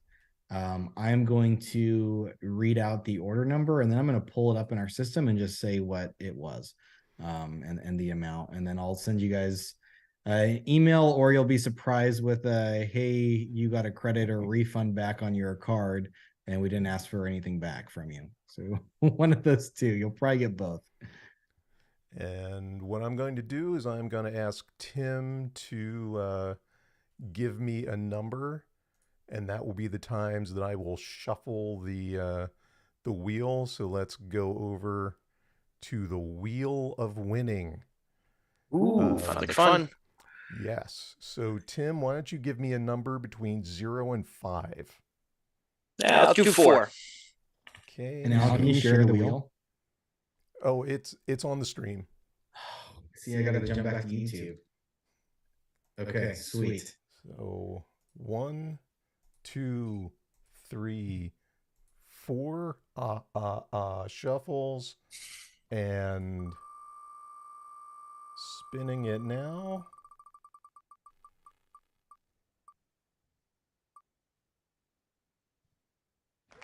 Okay, so for the first draw, it is 31. 31. Oh, that was the very last option on that one. So that's actually that is a free entry. That is a $50 gift card. Wow. Okay. Give me just a second. I'm going to pull up the next. Oh, why did that? Sorry, having number problems here. Okay. The next one should have it should be 1 through 33. Through 33. Okay. And let me go back to the wheel. All right. Tim, number between 0 and 7. Let's go 7. Seven's Seven's my lucky number. 2, 3, 4, 5, 6, 7 shuffles.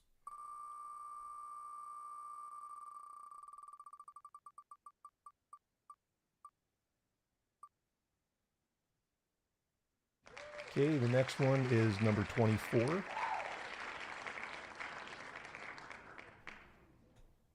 24 is order 9411, 9411.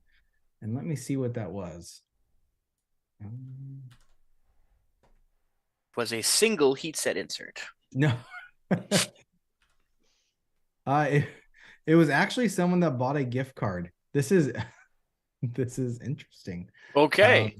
Well, okay, so they're gonna get a free gift card.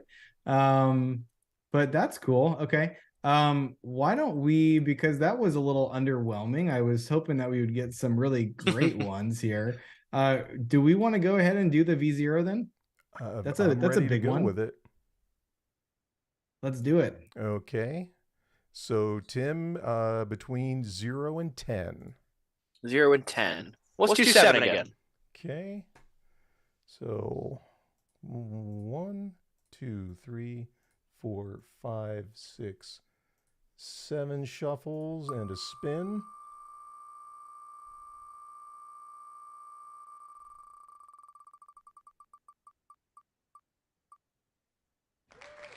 $135. Okay, let me check. Sorry, I had to. If there's an echo, it's probably me because I'm on the very low tech setup here. Let me remember what we're doing. 135. 135. 135. That is order 9613. So order 9613. And I'm just curious what they ended up getting to. No names because I'm sure it's a violation and I don't want to do that. Oh, I know who this is. That is awesome. Let me make sure I type that in right before if that's true. It is. Okay, I know exactly who this is, and I don't know if they're on here or not. But they ended up buying just a flex plate, one of our energetic plates, and a torque wrench. So awesome. Super congrats to this individual. I'm gonna reach out to them right after this stream and let them know that they won. How it's gonna work, because the V02, or sorry, that was the stream. The V0 S1 should be arriving here in the next week or two. What we're going to do is just place like a $0 pre-sale for you, so you'll be on whatever the next shipment of those we get, and we will give you a color choice and all of that as well. So yeah, yes. I wish I love orange. Like the orange frame that they got did. rid of it. What's I know. And so that's part of the reason that the 2.4 I have is an orange frame, is because Jason said, "Hey, we're making orange frames." And I said, "Give me whatever you want for it. Let me know and I will buy it." So I bought one off of him the moment they went on sale. I'm like, I don't have a plan to build a 2.4 at all, but I have the frame now, should I ever need to. And sure enough, over the next year, I just kind of collected parts and people sent me stuff. And yeah. It's so sad. And this last round, I did make another purchase of whatever was left. I actually bought all of the remaining LDO stock of their orange frames, as well as their green, because that's another color that they're getting green. Rid of, it's pretty good for the West 3D, I would think, the green. Totally. And then there's I want to say purple is another one that on their newer things they're gonna stop doing, which is also disappointing because that's a great color. Yeah, that's a really nice color as well. Yeah, I mean, it makes sense financially to only do a few colors, but I'm glad they did the bulk of them when they did, because that space gray is bomb. Orange is beautiful. If any of you saw my printer, it's the orange LDO frame, but with Paramount McLaren orange filament, and it just matches so nicely. So nicely. Yeah, I was checking to see. I don't know if we have someone asked they were looking for an orange Trident frame, and I think we did buy them. I see. Yeah. But no more orange. We actually ended up taking it off. I'm sorry, but yeah, it is a great color.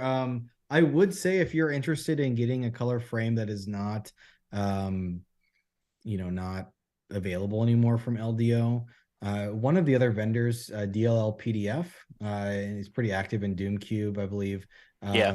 He can do Custom not really. anodizing. Yeah, he can do custom anodizing.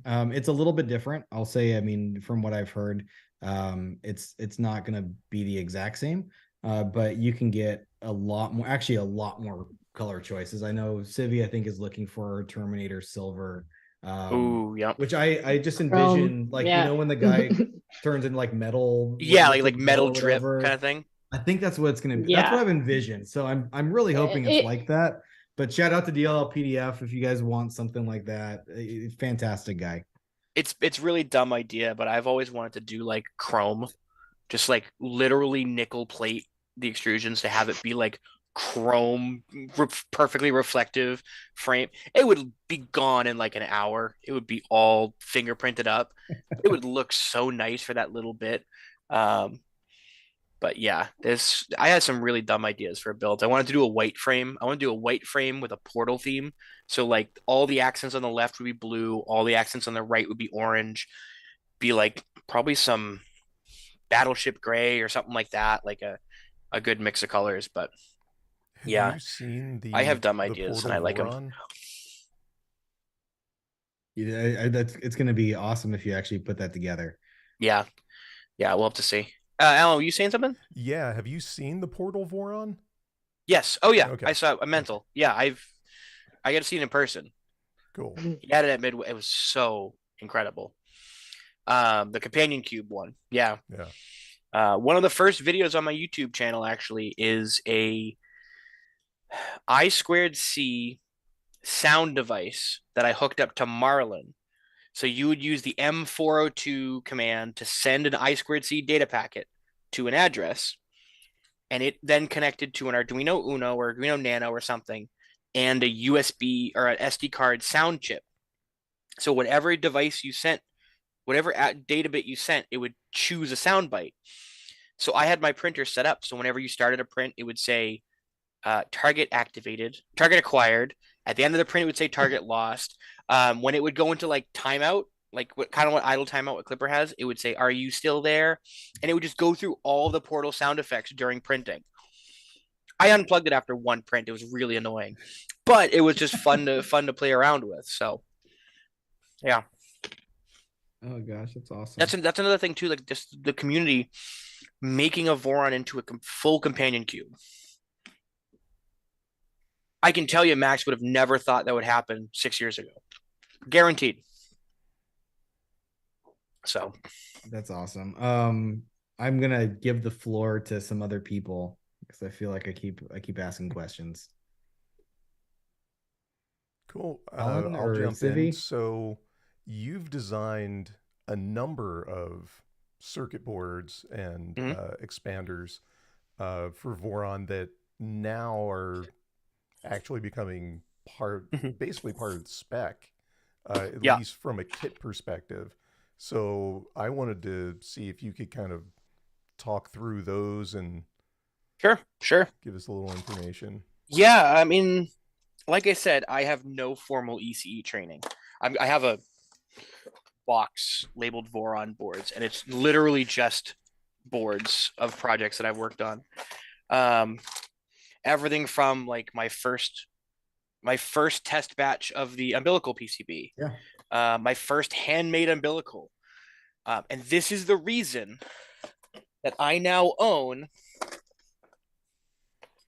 this box, which is the official Molex microfit crimping tool. Fancy. I put a buy it now bid on Amazon, on eBay for $100. This is like a $600 tool that somebody was putting up for $250, and they accepted it. Idiot. But it's a simple tool, but every single time you get the wire and the insulation crimp just right. But yeah, these two boards are the reason I bought that tool. It just makes it so worth it. But yeah, I have no formal ECE training. I do ECE as a hobby. Like we discussed earlier, I did robotics in college, but I've always liked the idea of being able to design from a problem to a solution, do everything along that way. So when it's mechanical, it's why I learned to machine. I'm comfortable on a Bridgeport, CNC machine, CNC lathes. I've been trained on all of them. I can go into SolidWorks, design a part, grab a chunk of Delrin. Again, not staged. I have a chunk of Delrin just sitting at my desk here, but grab a chunk of Delrin, turn it down, and make it work. And that same thing came to me for electrical. So here it is. I needed to hook up an Arduino Nano with Clipper. You can have multiple controllers on the same printer. So I thought, I have to put on my Delta, I have to put my screen up top because it's easy to access and easy to look at, but Clipper's all the way down there. I don't want to run two giant ribbon cables on the side of the printer. So I designed this board. Is it going to focus? Probably not. Nope. Yep. It's just a simple board. Come on, get out of the, there we go. That didn't work. But it takes an Arduino Nano on one side and spits out two 10-pin headers on the other. So you can plug an Arduino Nano into a screen, into one of the standard 20x4 or full graphic displays, and then just connect a single USB cable to Clipper, and it'll talk to it. And that was kind of the beginning. Actually, I have it built up right here. Nano on one side, two screen cables on the other, and that's it. It's such a small project. But that made me realize, oh crap, what can I do with this next? So then John Prime, one of the other devs, took my board a step further and just put, come on, an STM32 microcontroller onto a board. So this just plugs straight into the display. And now you get a USB cable. So this no longer need the ribbon cables and a Nano. This is the Nano, the adapter, and the cables all in one that just plugs in. And I sat there, I'm like, wait a minute. Why do we need this and a display? So I made the first revision of the Voron Zero display. Now, if this is definitely a bit narrower than people are imagining, but I've also harvested the parts off of it. But this is the Voron Zero display. It was my realization that why do you need an additional screen and a controller? Just put it all into one package. So I made this as the next revision. Rid of that one there, a little bit shorter. But I had never done microcontroller work before. So a bunch of the team members were all there to help me. This is literally just, oh, where'd that board go? This is just this plus a screen. It's not that complicated. All electronics is very much, for most systems, just plug and play. I call them Lego bricks, jelly bean parts. You got a microcontroller block with a couple capacitors. You've got a USB input block with a couple capacitors and resistors. You've got a display, which in this case is just an off-the-shelf, off-the-shelf screen that just plugs in, and that's it. There's not all that much to it, and it worked. The first revision of the board, I had to do one single bodge wire, and that was because I just didn't understand what connect middle pin to ground meant. I do now, and that's fine. But yeah, a lot of these projects were just the same thing. Like there's the V0 micro display, which I bet a lot of people have never seen in person. So here's my full V0.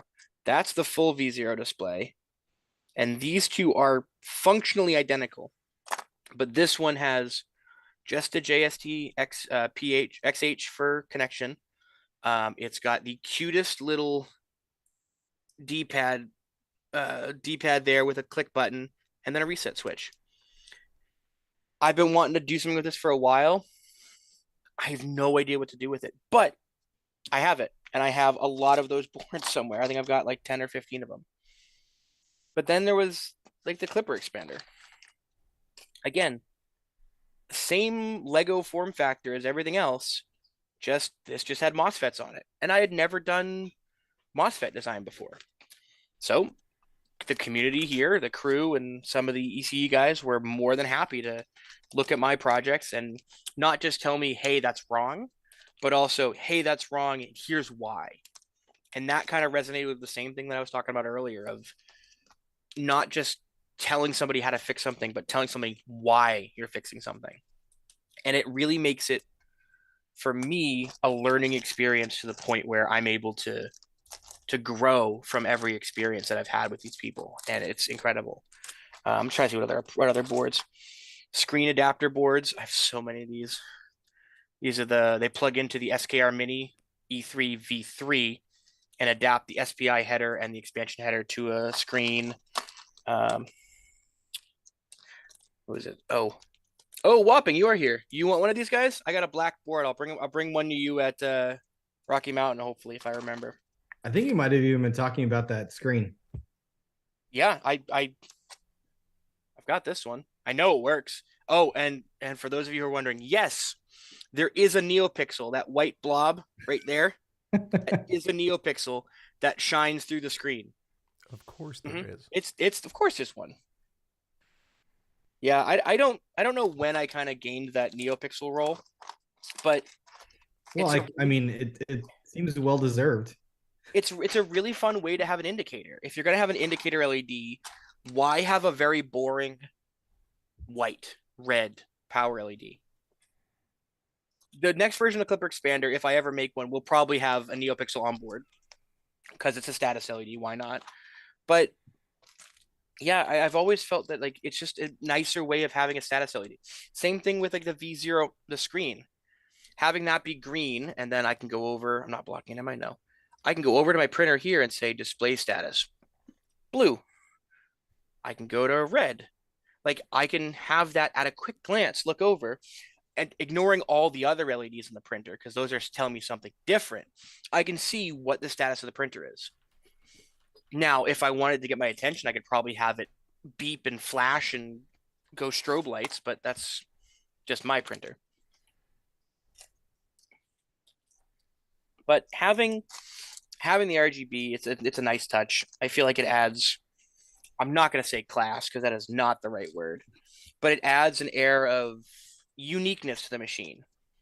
Like my desktop computer over here, I usually always have it just on orange RGB because I like orange. That's one of my favorite colors. But going out, you cannot buy just orange fans or just orange strip. So just have it RGB, and now I have it orange. But if my CPU ever gets above a certain temperature, it blinks red, and I know. It's a way to make the product unique, but also have it be an indicator for you. So that's fun. I got a guest here. Oh, hello. Sorry, she opened up the door. It's fine.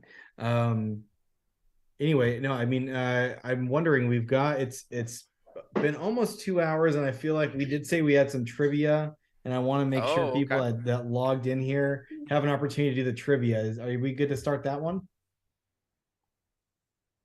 Yeah, I'm good. Are we good? Sure. Okay. I'm going to go ahead and I think we all have a trivia question. I don't know, Alan, how do you want to do this? We can each say our own, or if you've got them handy, you can read them out. I think we each do our own because somebody never sent me one. So because I now have to remember which one I was going to do. So I'll go last. Yes. Wait, did I forget to send one? I didn't forget, did I? No, I didn't do it. And I'm going to be right back because I'm going to drop this one off real quick, but go ahead and keep going. So, okay. Yeah, because I don't really know how Daniel wants to handle this. Well, I can keep talking.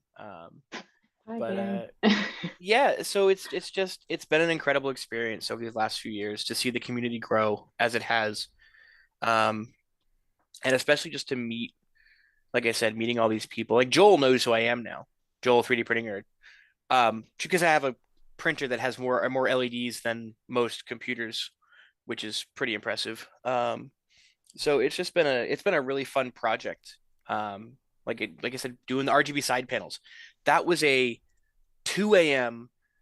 Ha Tim, you can make your side panels RGB. Ha ha ha. And then an hour and a half later, I'm messaging them like, I just bought 10 of them. This was really expensive. I hate you guys. And they work. And it's a dumb upgrade. There's no reason to have them, but it's unique. It makes the printer your own. It's similar to putting bumper stickers on a car or painting the walls of your house.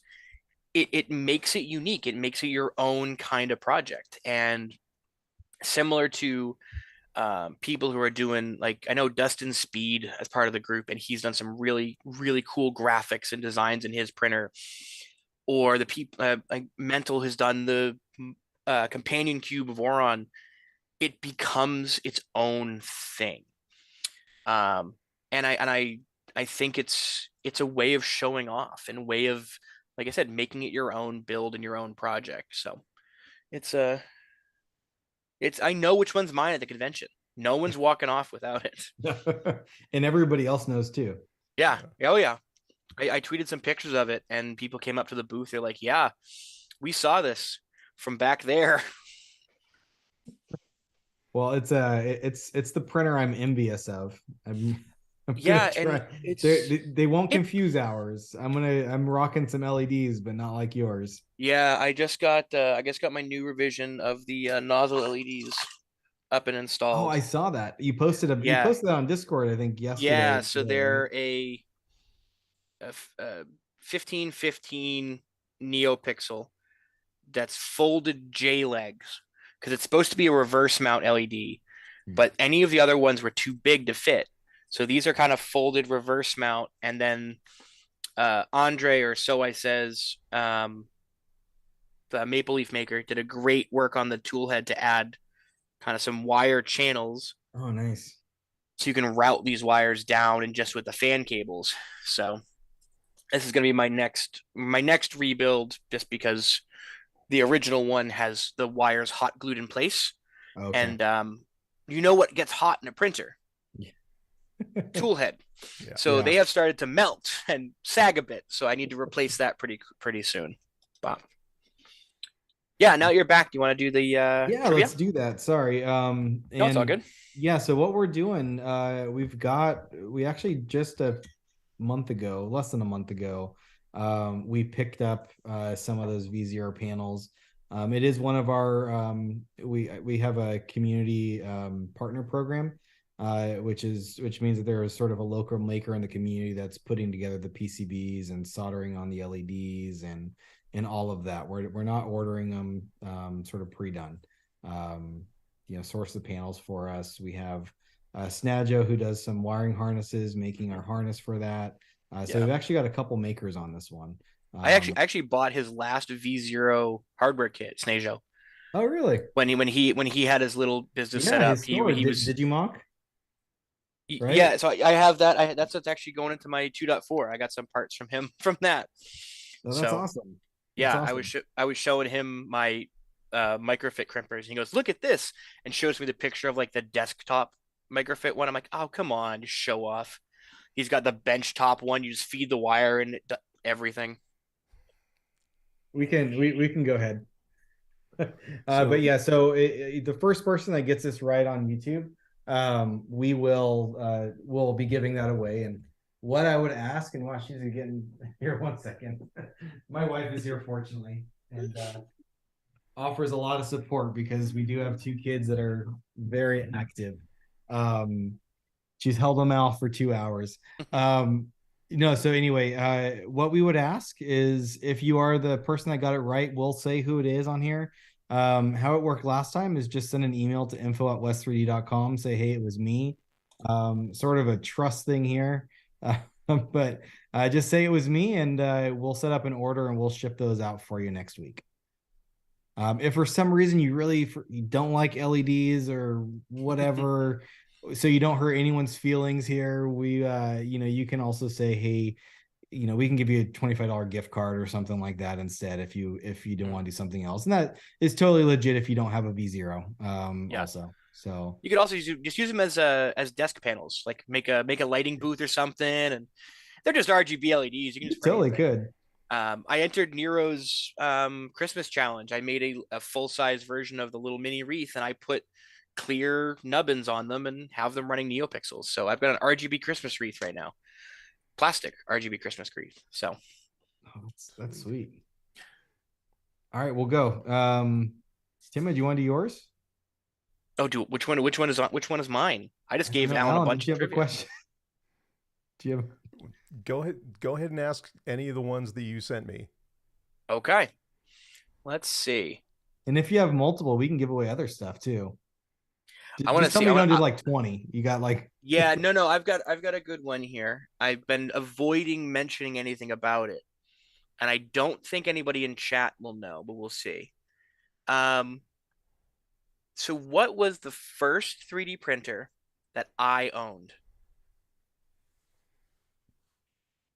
Not the first one I worked on, the first one that I personally owned.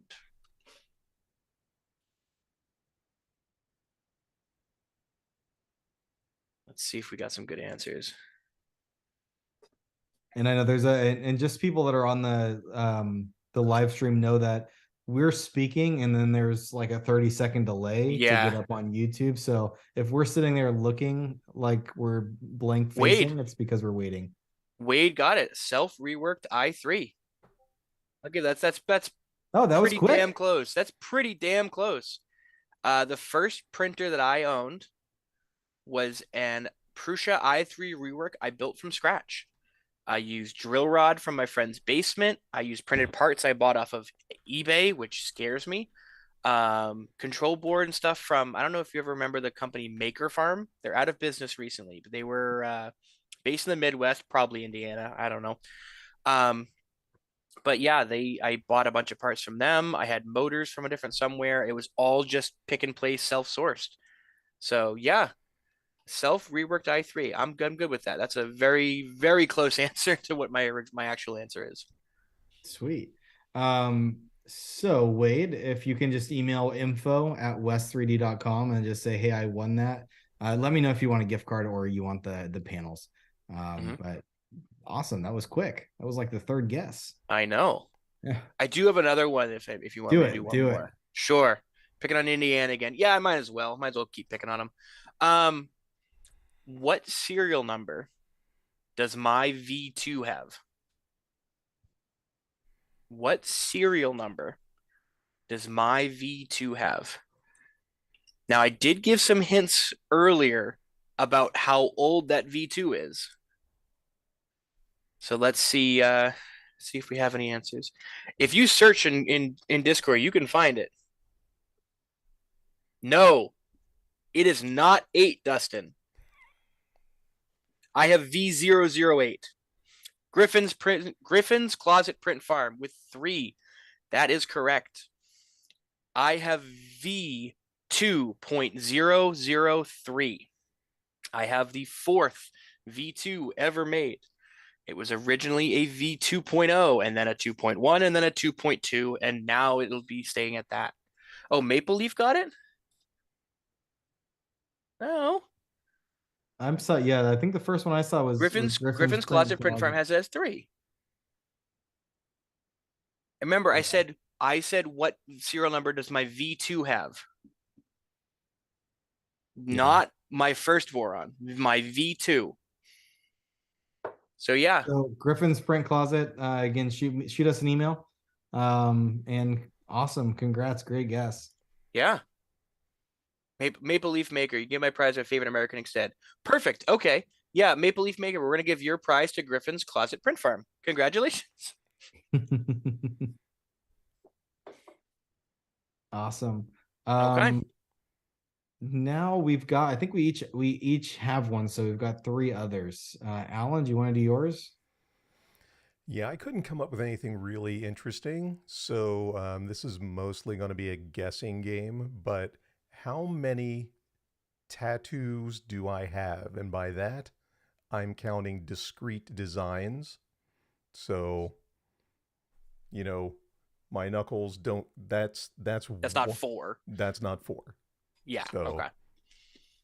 closest person gets it. That's a good one. Can you spin in your chair for a second?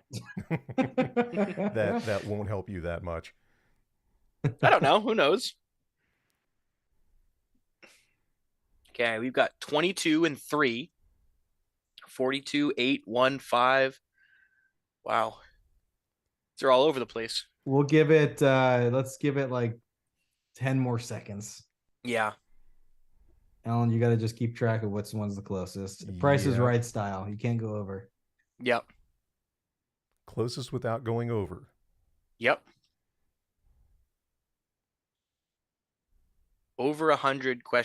Is that an answer or is that your guess?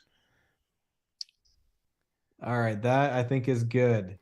Okay. So the winner is Robin Ringette. 37 is close. The actual answer is 39. Hey, congrats. That is a lot of tattoos. 37. Yeah. Yeah, I'm Yeah. way overdue. Now follow up to that while they're sending their email. Which was your first tattoo? Oh, I'm not going to show that. It's some really bad work over on my shoulder. Okay, at least it's on your shoulder. That's what I was hoping. I was wondering where he was going with that. I'm not going to show that one. No, it's just really, really bad. You know, just traditional flash. Yeah. Quick What's story. your favorite one?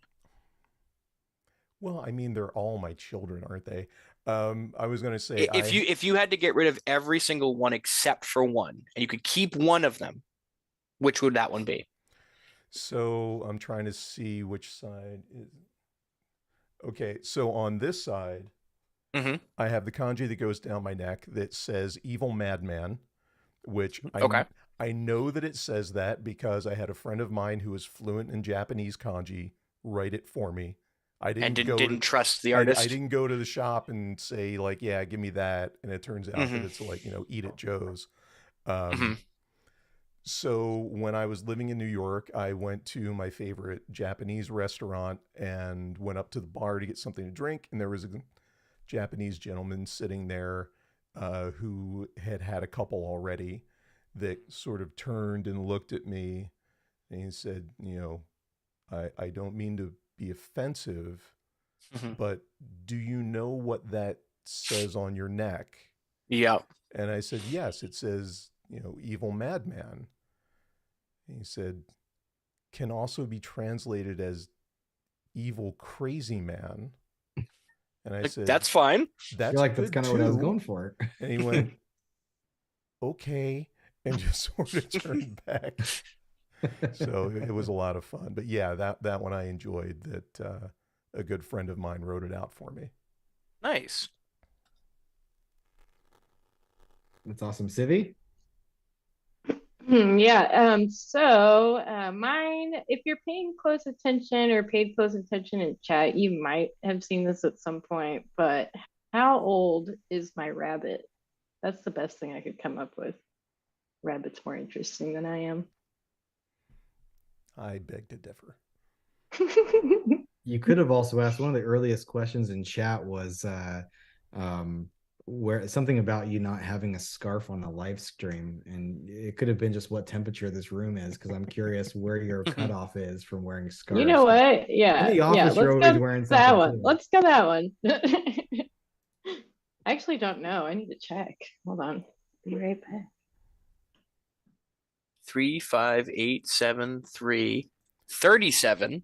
I don't know Dave, if rabbits live that long. Yeah, Dave, I mean, that's a bit. It worked last time. I guess she's right. Yeah.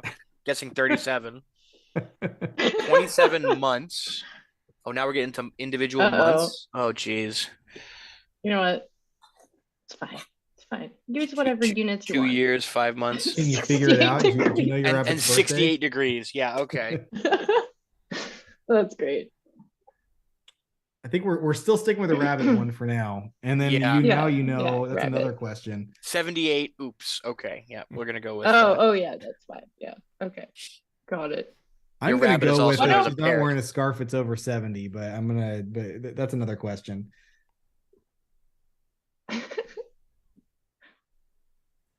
All right. Okay. Has anybody gotten it or gotten close? We got close. We got close. I think we could call one. Okay. All right. So, oh, it's Machinza. Machinza, you got it the closest. She's actually about to turn 11, which is Wow. pretty ancient for rabbits. They live until about 16 at most. I think that's like the world record or something. So, hoping for another one. That would be awesome. Wow, that's awesome. Well, Machinza, you know how to get in contact with us. And I know you've got a V0, so I hope you enjoy some panels, some RGB panels. Yeah, if you need any help setting them up, it's a really, really nice GitHub page that somebody put together. Has everything set up there. But I will say, so these are not running Clipper. The panels, the skirts, and the top hat are all running WLED, which is a separate LED stack that runs on an ESP32, a little module. And that actually connects to Clipper via USB.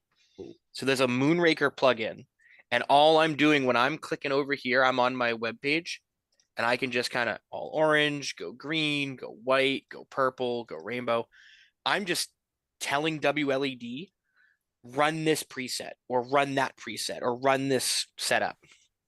So it means that Clipper doesn't have to sit there and come up with the timing and code to run every single LED in this entire matrix all the time.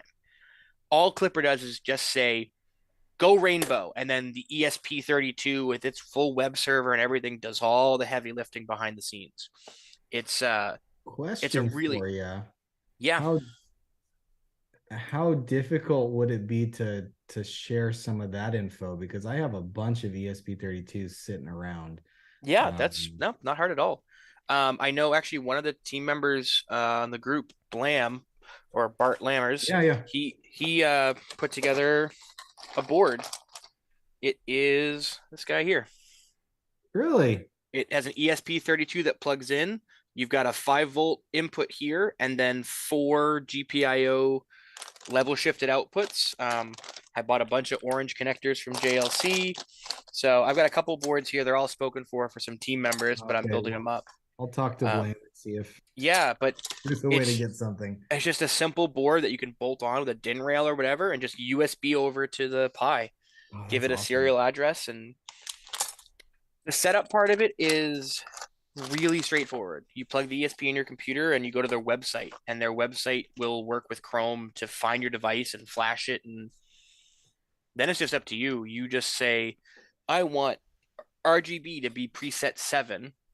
And then in Clipper, there's a little Moonraker command you run, and you just say set WLED device, whatever, preset 7, and it runs RGB. Wow, that's awesome. It's a really, and that's what I was telling you earlier with Kyle Hart K. You know, one of the challenges that I'm facing is because I'm running everything through Clipper, and you know, it's basically, you know, there's some synchronization issues because it's doing everything, I think, just sort of sequentially. And so I'm giving a command and I'm saying, hey, change it every second or whatever to flash different things. And it gets out of sync really quickly. That would solve my out of sync problems, I think, altogether. Yeah. And that's honestly one of the best reasons I like being able to do RGB now is Clipper also has a limit of around 140 LEDs per channel by default. So this 100 and something panel LED or 100 LED panel I cannot run this in Clipper without modifying the base code. So having it being able to do the RGB that it can without there's no reason for the printer to stutter.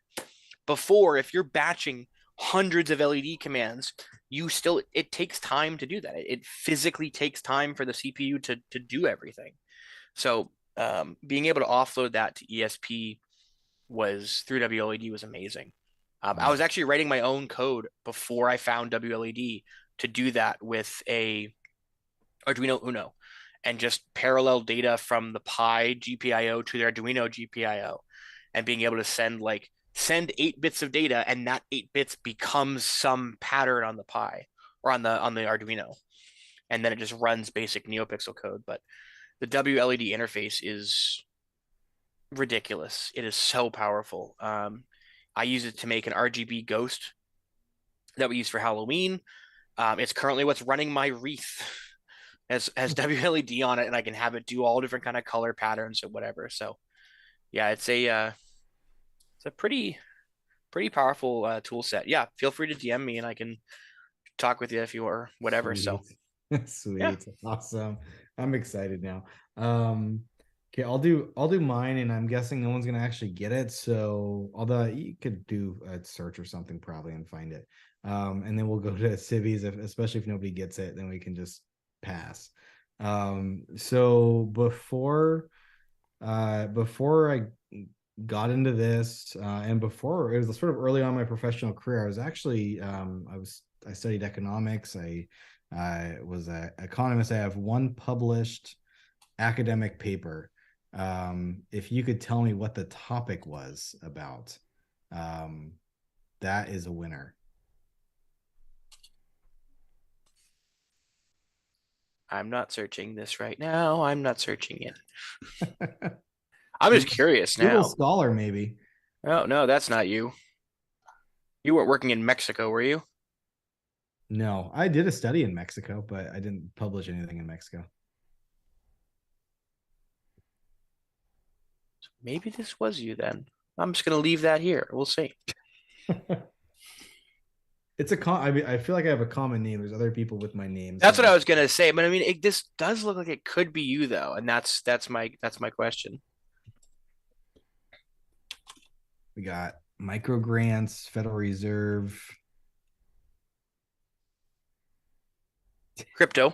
dating investment, crypto, business development. No. Let's see if I can give away the hint. I'm going to try to be broad with this. So it was done in Italy. There you go. Actually, that was up the Italian mafia. That's close enough. So it was actually a study about institutions and social capital, and how that impacts people's desire to start businesses, and the economic impact of initiatives for minority, women, emerging small businesses, and others. Yeah, no, that's so the here. Yeah, so yeah, does the mafia suppress entrepreneurship in Italy? That was the title of the paper. So I'm guessing Google Scholar got that one. But Tiny Shell Script, you won some RGB panels or a gift No, card. he doesn't have to win anything. No. No, and he knows how to contact me. Won a lot of stuff. Oh yeah. Didn't you win? Did you win a lot of stuff? He won a bunch of the fan saver boards and stuff like that. So wasn't the Secret Santa giveaway? Didn't he get a whole bunch of stuff? Yeah, apparently. So oh well. Well, but he was the quickest to it. So yeah. And you know how to contact me. So just DM me on Discord or whatever, and I'll shoot you a gift card code or some panels. All right, Civi, how warm is it in there to not be wearing like a jacket and scarf? 73. I forgot. Hold on, I gotta check. Okay, well that gives people a little bit of time to put that in. I'm gonna go ahead and guess this one. If I win, I'm sorry.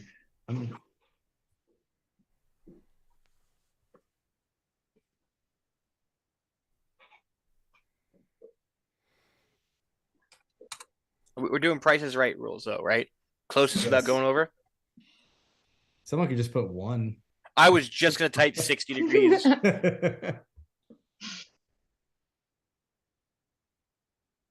Let's see. No, Tiny, you guessed 75 earlier. No, that doesn't count. The new time now.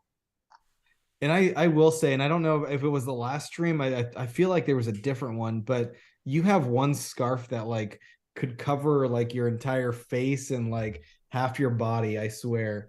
And you've worn it at least once in the office. I'm like, that is a scarf. Yeah, it wasn't. That's the one I wanted to wear today. It was gonna be perfect, and it was too warm in here. But yeah, that thing is. It was when it was like 20 degrees here. That's my winter scarf. That's like the heavy winter scarf. Okay, I think we somebody got it. I think I saw the right number somewhere in there. Can I call it? Yeah, Yeah. go ahead. Keep guessing. Okay, cool. So Timothy Abraham. Yeah. It's 72. 72. I will take those panels. Thank you very. No, I'm kidding. If you want them. I'm here. You know what? I'm thinking I'm a number between 1 and 20. First person who gets it wins the panels. Go. 1 through 20. First person to guess it gets the panels. And again, we got a little bit of delay, so. Oh, I know. Holy crap! Captain Crunchy got it first. It was 16. Sweet. There we go. That was easy. Captain Awesome. Crunchy, you get the panels then. So, and I think you know how to reach out to me as well. You can either DM me on Discord or you can do the info at West 3D, and we'll make sure you get taken care of. Congrats. Awesome. So it's been a little bit of time. Yeah. I'm happy if there's some other questions. I haven't, if Yeah. anybody has anything in chat real quick, let's keep just asking a couple more. If anybody on my team has any questions, feel free. And Yeah, then we can just anything at call all. it, let's say like 8:30. We can put a time on it. I got one, unless somebody from chat wants to jump in.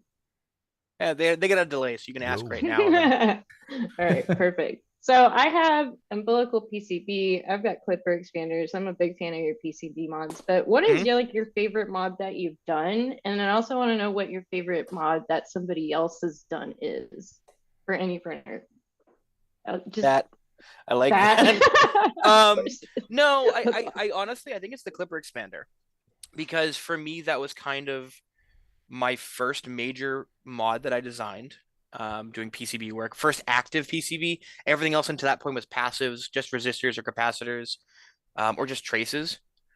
But the Clipper expander was, in my opinion, the first board to really utilize the ability of Clipper to use multiple microcontrollers. To be able to take, because originally, the original Voron 2.0 used one Arduino Mega with 2 ramp shields that were stacked, one on top of the board and one off the side. And then we ran wires to the other one. When Clipper came out, we used 2 ramp stacks, 2 full boards. And up until that point, if you wanted to add an additional single MOSFET or a fan or a heater, you would have to put an entire new ramps board on your system. And with the Clipper expander, it's a smaller form factor that does exactly the same thing. And it kind of just makes it, I think, a bit more flexible. I know a lot of people use them with V0s to get fans for Nevermore or lights or LED. Purpose of mine. And yeah, and it's a really, really powerful tool. Excuse me. But yeah, it was one of the first boards of Divine, so it kind of has that nostalgia. But it's also, I'm gonna ruin some surprise a bit. Let's see if I can find where to go. Basically, the silk screen is wrong. The silk screen on this board has been wrong since version 1. I haven't bothered to fix it. All of these numbers here, down here, are right. Those Are they the PA's 1, 3, 5. Those are wrong on 99.9% of the boards that are out there. I just haven't been able to. I haven't cared to fix it because on the bottom, no one knows. But yeah, I think for me, that's probably my favorite because it's both utilitarian. It's very simple in what it does, but it also gives the flexibility for people to use fans, relays, servos, motors, LEDs, extra chamber thermistors, whatever you want. So yeah, it's a really fun board that's still relevant today, even with MKS Monster 8s and the Octopi and the Spiders and the whatevers. It still has its place of I need another fan. I am not putting an entire SKR 1.3 in here for another freaking fan. I'm going to put a clipper expander. And it works. I'm sad that the microcontroller is hard to find. It's getting better, but it is what it is. It's simple.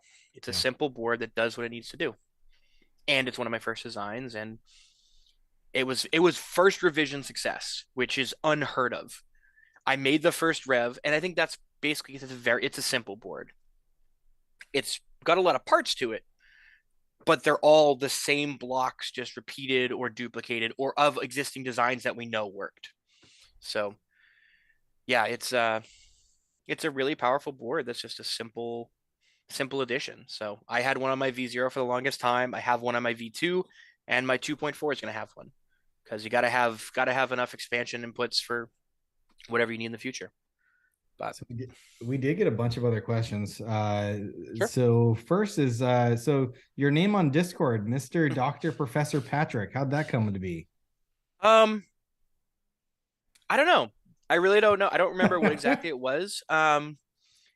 So for those of you who don't know, it's from SpongeBob. Patrick stars SpongeBob's friend, and there's one episode where Patrick is a genius. He's not really a genius. He just got hit in the head and thinks he's a genius. So somebody comes up to him and says, "But Patrick," and he goes, "That's actually Mr. Dr. Professor Patrick to you." And I made that quote once, and I thought it was hysterical. So I just changed my name, and I haven't changed it in like 8 months.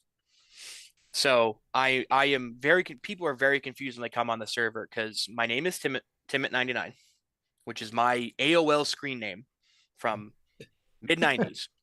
You don't use my AIM profile anymore, picture is a coked out meth bear Bruins logo wearing a Santa hat. And my screen name is from a kid's cartoon from the late 2000s. So yes, DJ, the brain coral episode. You're right. That's what it was. He fell off a cliff into a patch of brain coral, and the top of his head was replaced with a piece of brain coral. That's what it was. Holy crap. I remember that now.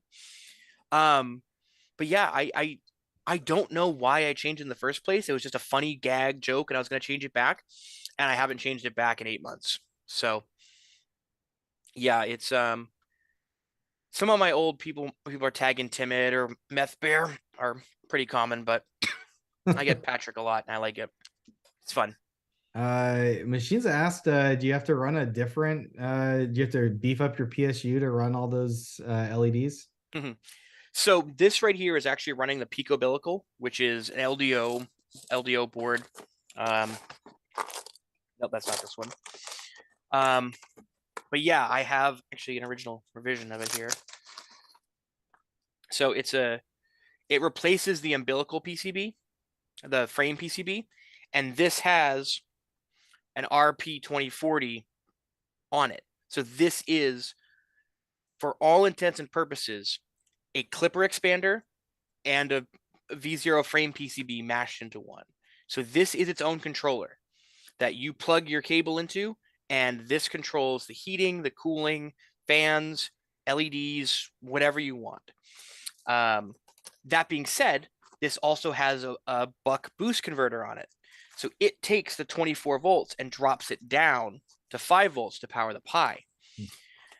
So I didn't have to upgrade my PSU because I am maxing out the 4 amp 5 volt supply on all of these LEDs. So I didn't have to. I should, but I didn't have to upgrade the PSU.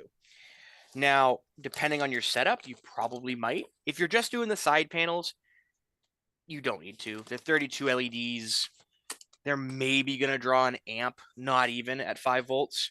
But when you start getting into 250 something, you need a bit more. I mean, these are capped at half power, and they still can draw up to 4 amps, that panel.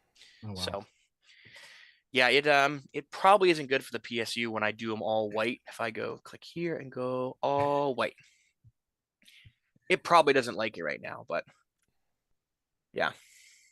A good thing you're not doing anything else with it. No, but I mean, I just like clicking these buttons. I've got buttons on my main sail interface. I can just sit here and green, purple, blue, Well, yellow, with the red. ESP, I'm thinking I could just make like a little keypad on the side and just click all the buttons and Where'd it go? Hold on. Crap. have a lot of fun. You have the same idea. Arduino Pro Micro. Oh, yes. I have one of these as like a stream deck kind of Are you thing. going to do it? But what I'm going to do is I'm going to have it set here and you can toggle different modes. I'm going to toggle a mode in which, using my computer, I then send post and get commands from the web interface. So from my computer, I could say, turn all printer lights on, turn all printer lights off, turn out like disco mode, and have every printer have all their RGB LEDs go on a disco or something. Oh, that's awesome. So yeah, definitely. If we ever have like a Voron themed party, like a national party or something, totally run those, turn off all the lights, and have that be just have just the printers just start pulsing. Totally. So a little bit off track again, but WLED is also can have a microphone input put into it for sound sensitivity. So sweet. You could have it so it would turn like as you're clapping or playing music, the printers will be dancing to it. So I still want to make that happen. That sounds awesome. We can do that. I think we can figure that out. Voron related question here. So Jacob asked if there's any sort of key technology that you think that has helped make Voron leap forward so far. Yep. In such 100%. I got to meet this man at East Coast Rep, and it was really, really great to finally meet him. I got to meet the lead developer of Clipper. And honestly, I think that's the main reason that Vorons were able to take off as they were. Because the V2 uses 1, 2, 3, 4, 5, 6, 7 stepper motors. There are not boards that have 7 stepper drivers back in 2015, 2016, 2017. So like I was saying, we had to use a ramps board with a plug-in module that comes over here and then has an adapter board that has another stepper driver. So we had to engineer our own solutions. And then Clipper came around and you can do 2 ramps boards, an SKR 1.3 and a ramps or whatever you want. That ability to have multiple controllers, I heavily believe influenced the ability for Voron to grow. That adjustability and flexibility made it more appealable. So yeah, meeting Kevin was really nice. It was really cool to see someone who put their heart and soul into a project and get to meet them, similar to meeting Max. So we had another question here on if you're going to do any boards that will sort of natively support CAN and CAN bus.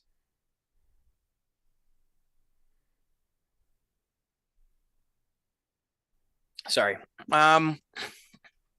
Probably. That's a good answer.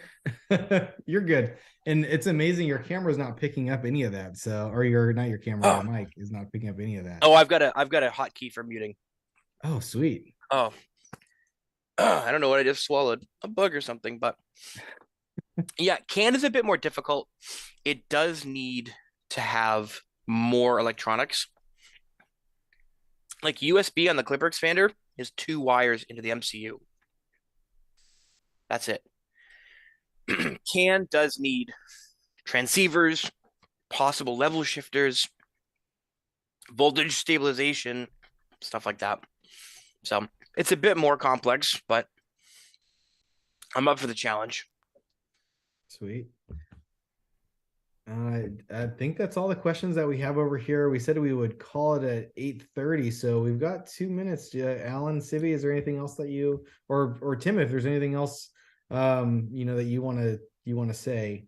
Sure. I'm not going to cut you off exactly there, but yeah, no. If there's no other questions, that's what I say. Dan, Alan, Civi, thank you for reaching out. As you can tell, I like talking. I like talking about the hobbies because they mean a lot to me. Like I said, after high school, you don't really have a close-knit group of friends, and being able to make this community better and meeting people from all over the globe, all walks of life. I mean, we had a help ticket not a couple of months ago where we had an 82-year-old guy Oh, wow. fixing Awesome. his printer.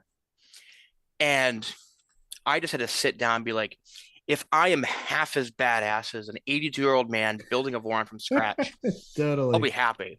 Oh, totally. So, like, you think everyone in this is going to be a 20 to 35 kind of white guy in the middle. It's not. It's incredible. The people I've met, Ellie from Cocoa Press, absolutely badass woman. So much fun to talk to. So much fun to see her projects. Meeting everybody from Germany, meeting people from Canada, from New Mexico, like from New Mexico, from Mexico. Yeah. It's eye-opening to see how this hobby is not as niche as it feels. It really does have a big overarching aspects of all kinds of technology. And I think for me, that's been one of my favorite parts of it, is being able to meet people and to connect with people about freaking robotic hot glue guns. Going back to this is all our printer is.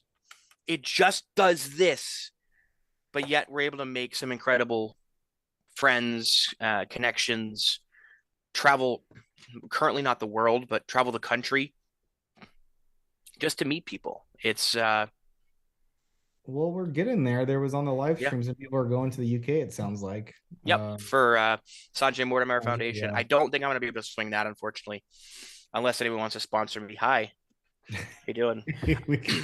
Yeah, it's No. Yeah. I would. I mean, the fact that even is even a thing. The totally. fact that there's this. I mean, so I'll again back behind the curtain when we were developing the Revo Voron. I was in some 2 or 3 a.m. conversations with Sanjay. A bunch of us were, and it was clear that that was not a businessman. That was a hobbyist who had a love for the hobby. He wasn't anything different than what you saw in videos. Energetic, happy, always thinking, always tinkering, always wanting to show and share and learn. And I am humbled by the time I was able to just chat with him and just watch him work, watch him come up with ideas and talk about things. It was really humbling. And it was sad when he had passed. But seeing Sanjay Mortimer Foundation, seeing where that is going, excuse me, and being able to be a part of even just a simple design such as the Revo Voron and doing some testing on it was really fun. It was really respectful of what he wanted to do.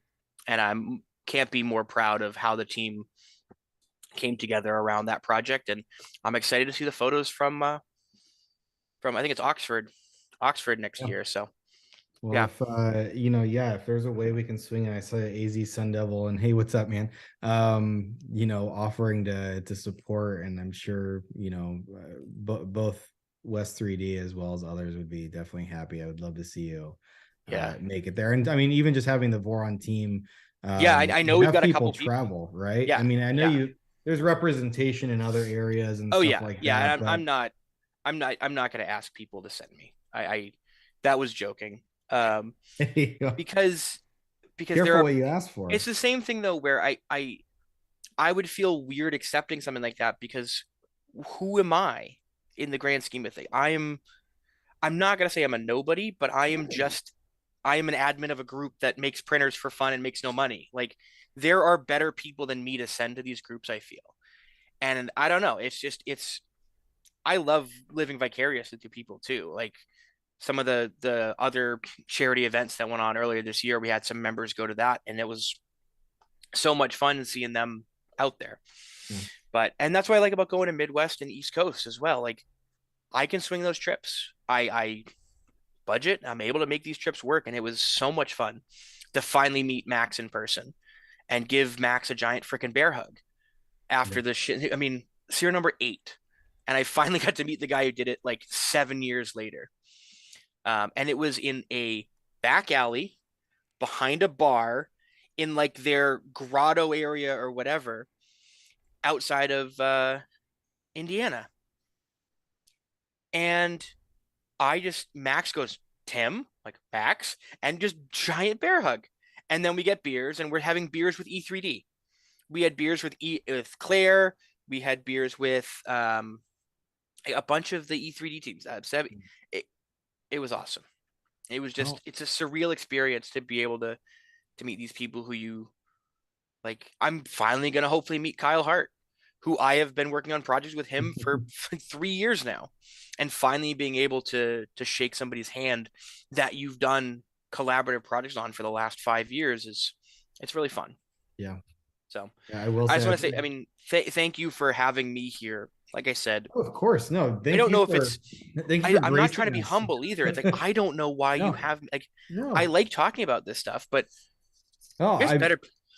I mean, and you know, coming from we all got into Voron, and we're all just fanboys all together. I mean, I got Hart K's Micron. I saw he posted. I was like right away. Yeah. And I had him send me stickers and sign it. I mean, yeah, fanboy, but I wouldn't sell yourself short. I mean, well, thank you. You know, the thing is, when I mentioned before, I mean that you're helping us change lives. I mean, I think you are changing people's lives by offering people outs to things that are going on in their life, enjoying hobbies. You mentioned you get out of school and you don't have all the same friends. You find hobbies and things that bring people together. I've made a bunch of friends in the community. I mean, the work that you do and the work that the team does all together really does matter. So don't sell yourself too short. I'm sure there's many people that would love to see you go places. Well, I'm really it is humbling to hear that, because like I said, for me it's just a hobby. It's and if I'm able to help people grow and do whatever, and like I said, this hobby got me my job and got me my career most likely. I got the job I'm at where the motion system because I brought the clipper expander and I brought some CNC machine parts in to the interview and said, here's what I can do: machining and electronics. And they said, okay, sold. Because they were looking for somebody who could do like the test engineering or the systems level stuff. And they just didn't know it at the time. So when I came in and was able to show them that I had experience with circuitry and debugging and that kind of stuff, it got me the job. And it's all because of stupid hot glue guns, because I was able to tinker with them and learn programming, learn hardware, learn KiCad for electrical design. And I hope that I'm able to inspire other people to just try, because you're not going to design a motherboard on your first go. You have to start with a very simple board, such as my little screen adapter. And that gets you going and gets you thinking and gets you wondering, well, what if I just put a simple connector on there? What if I added a controller? What if I added and then you build those skills up to the point where you're able to have a level of competency. Like, I know I don't know everything, and I know that I have to rely on the Brack Show or Kyle or Ray or Doc or anyone else for a lot of things. But being able to know enough to get an idea down and work with somebody on it, for me, it's the most fun part. Like, I can design a circuit board that has connectors on it, design it, have it made, assemble it, design the printed parts, print it, and then test it. And I don't have to rely on anyone other than a PCB fab. And they're doing just the bare, take my files, make a board. Yeah. That's it. And for me, that's kind of the most freeing part, is being able to do anything, whether it's woodworking and welding, machining, hand soldering. I recently got into sewing. I recently grabbed a sewing machine that somebody was getting rid of, because why not? Why not learn how to sew? Why not learn how to fix something if something gets broken? So yeah, it's been an incredible ride. And I just want to say thank you for letting you kind of share my story, share what got me here. And I have no idea what's going on in the future. And that's kind of fun. That's a really fun part of it because it's all a group, it's all collaborative. There's no, we don't have target goals, we don't have a Gantt chart, we don't have any kind of timeline or schedule to work with. So, yeah. Yeah, I'm looking at the chat right now. CPG Geek, I do have a CNC machine. Yep, I do. I bought a CNC machine for making my own circuit boards. Don't worry, I have one of those. You come. I just use JLC PCB or OSH Park.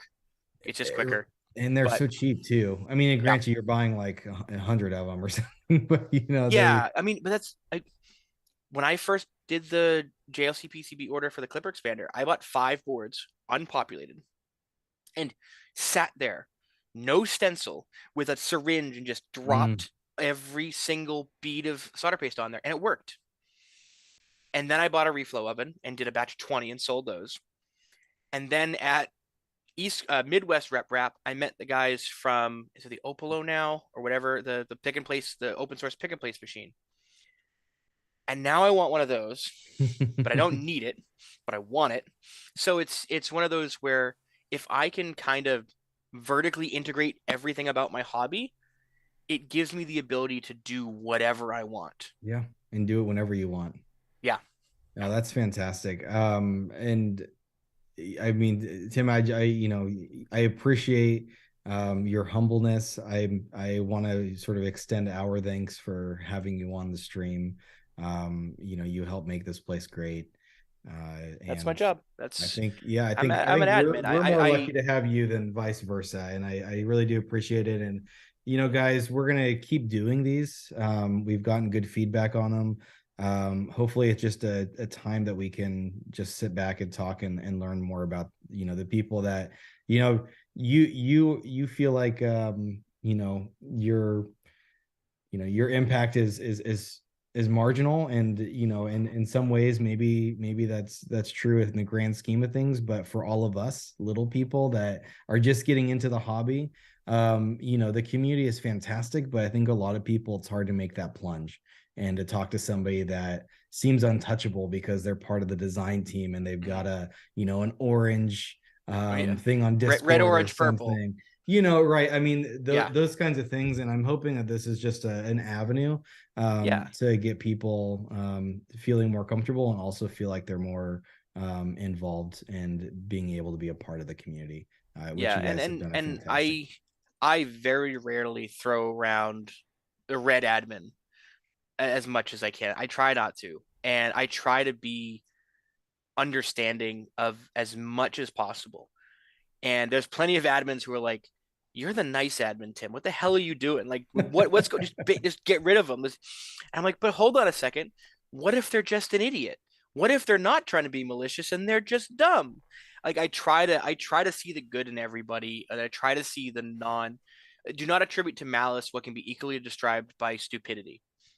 So I try to think of people as, instead of just being malicious or evil or bad intent, they just don't know what they're saying. They just said they picked the wrong word or something like that.